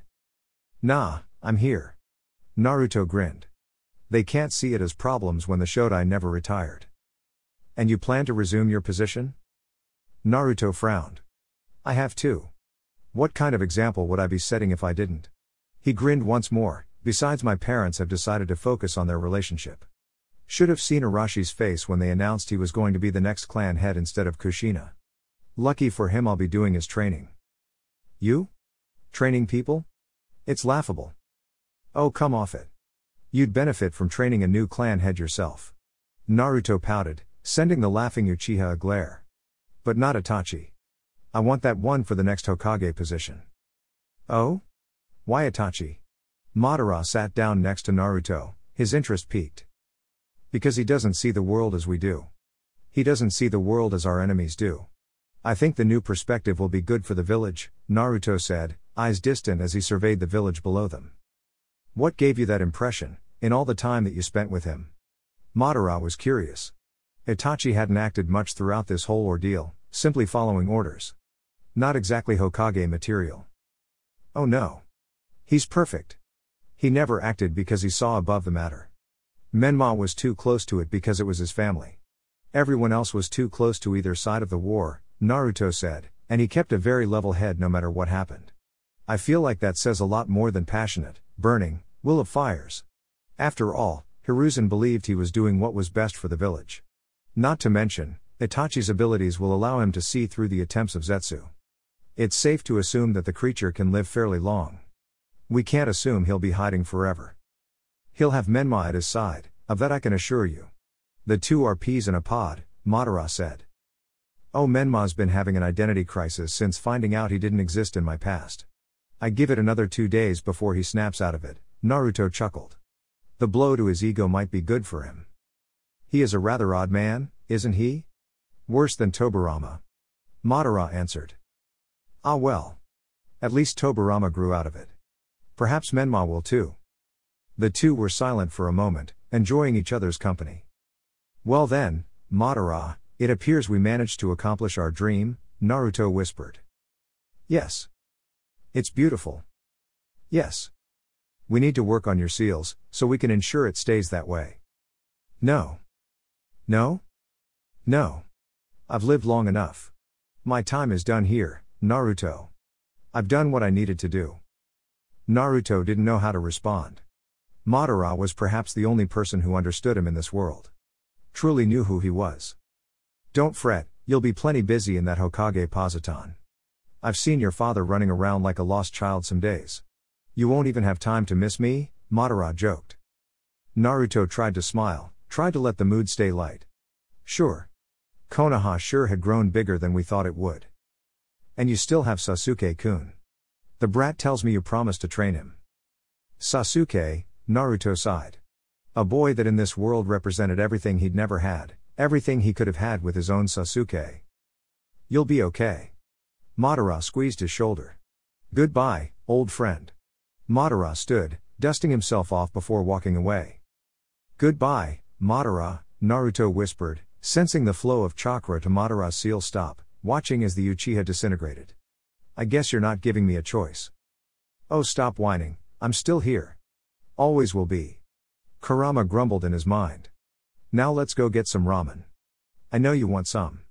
It's been nagging you all day. Naruto stood with a grin. Sure. I finally found a Kirikis. Besides, you can't be all mopey when you meet with the other Kage a few days from now, Kurama continued. Yeah. That's true. I wonder how they'll take the news about my presence. Doesn't matter. Just use my chakra to force them into submission. Maybe. But at the end of it all, we'll make sure no one destroys what we worked so hard to create. Naruto could just feel Kurama grinning, and allowed himself to grin as well. Maybe, just maybe, things would be awesome once again. Alright guys, that's it for this one. If you enjoyed it, please feel free to leave a like and subscribe. Once again, huge thanks to all of my Patreons. Making these videos would be impossible without you guys' support, and I'm extremely grateful for all the love and engagement you guys keep showing. Anyways y'all, have a wonderful day, and until next time, peace.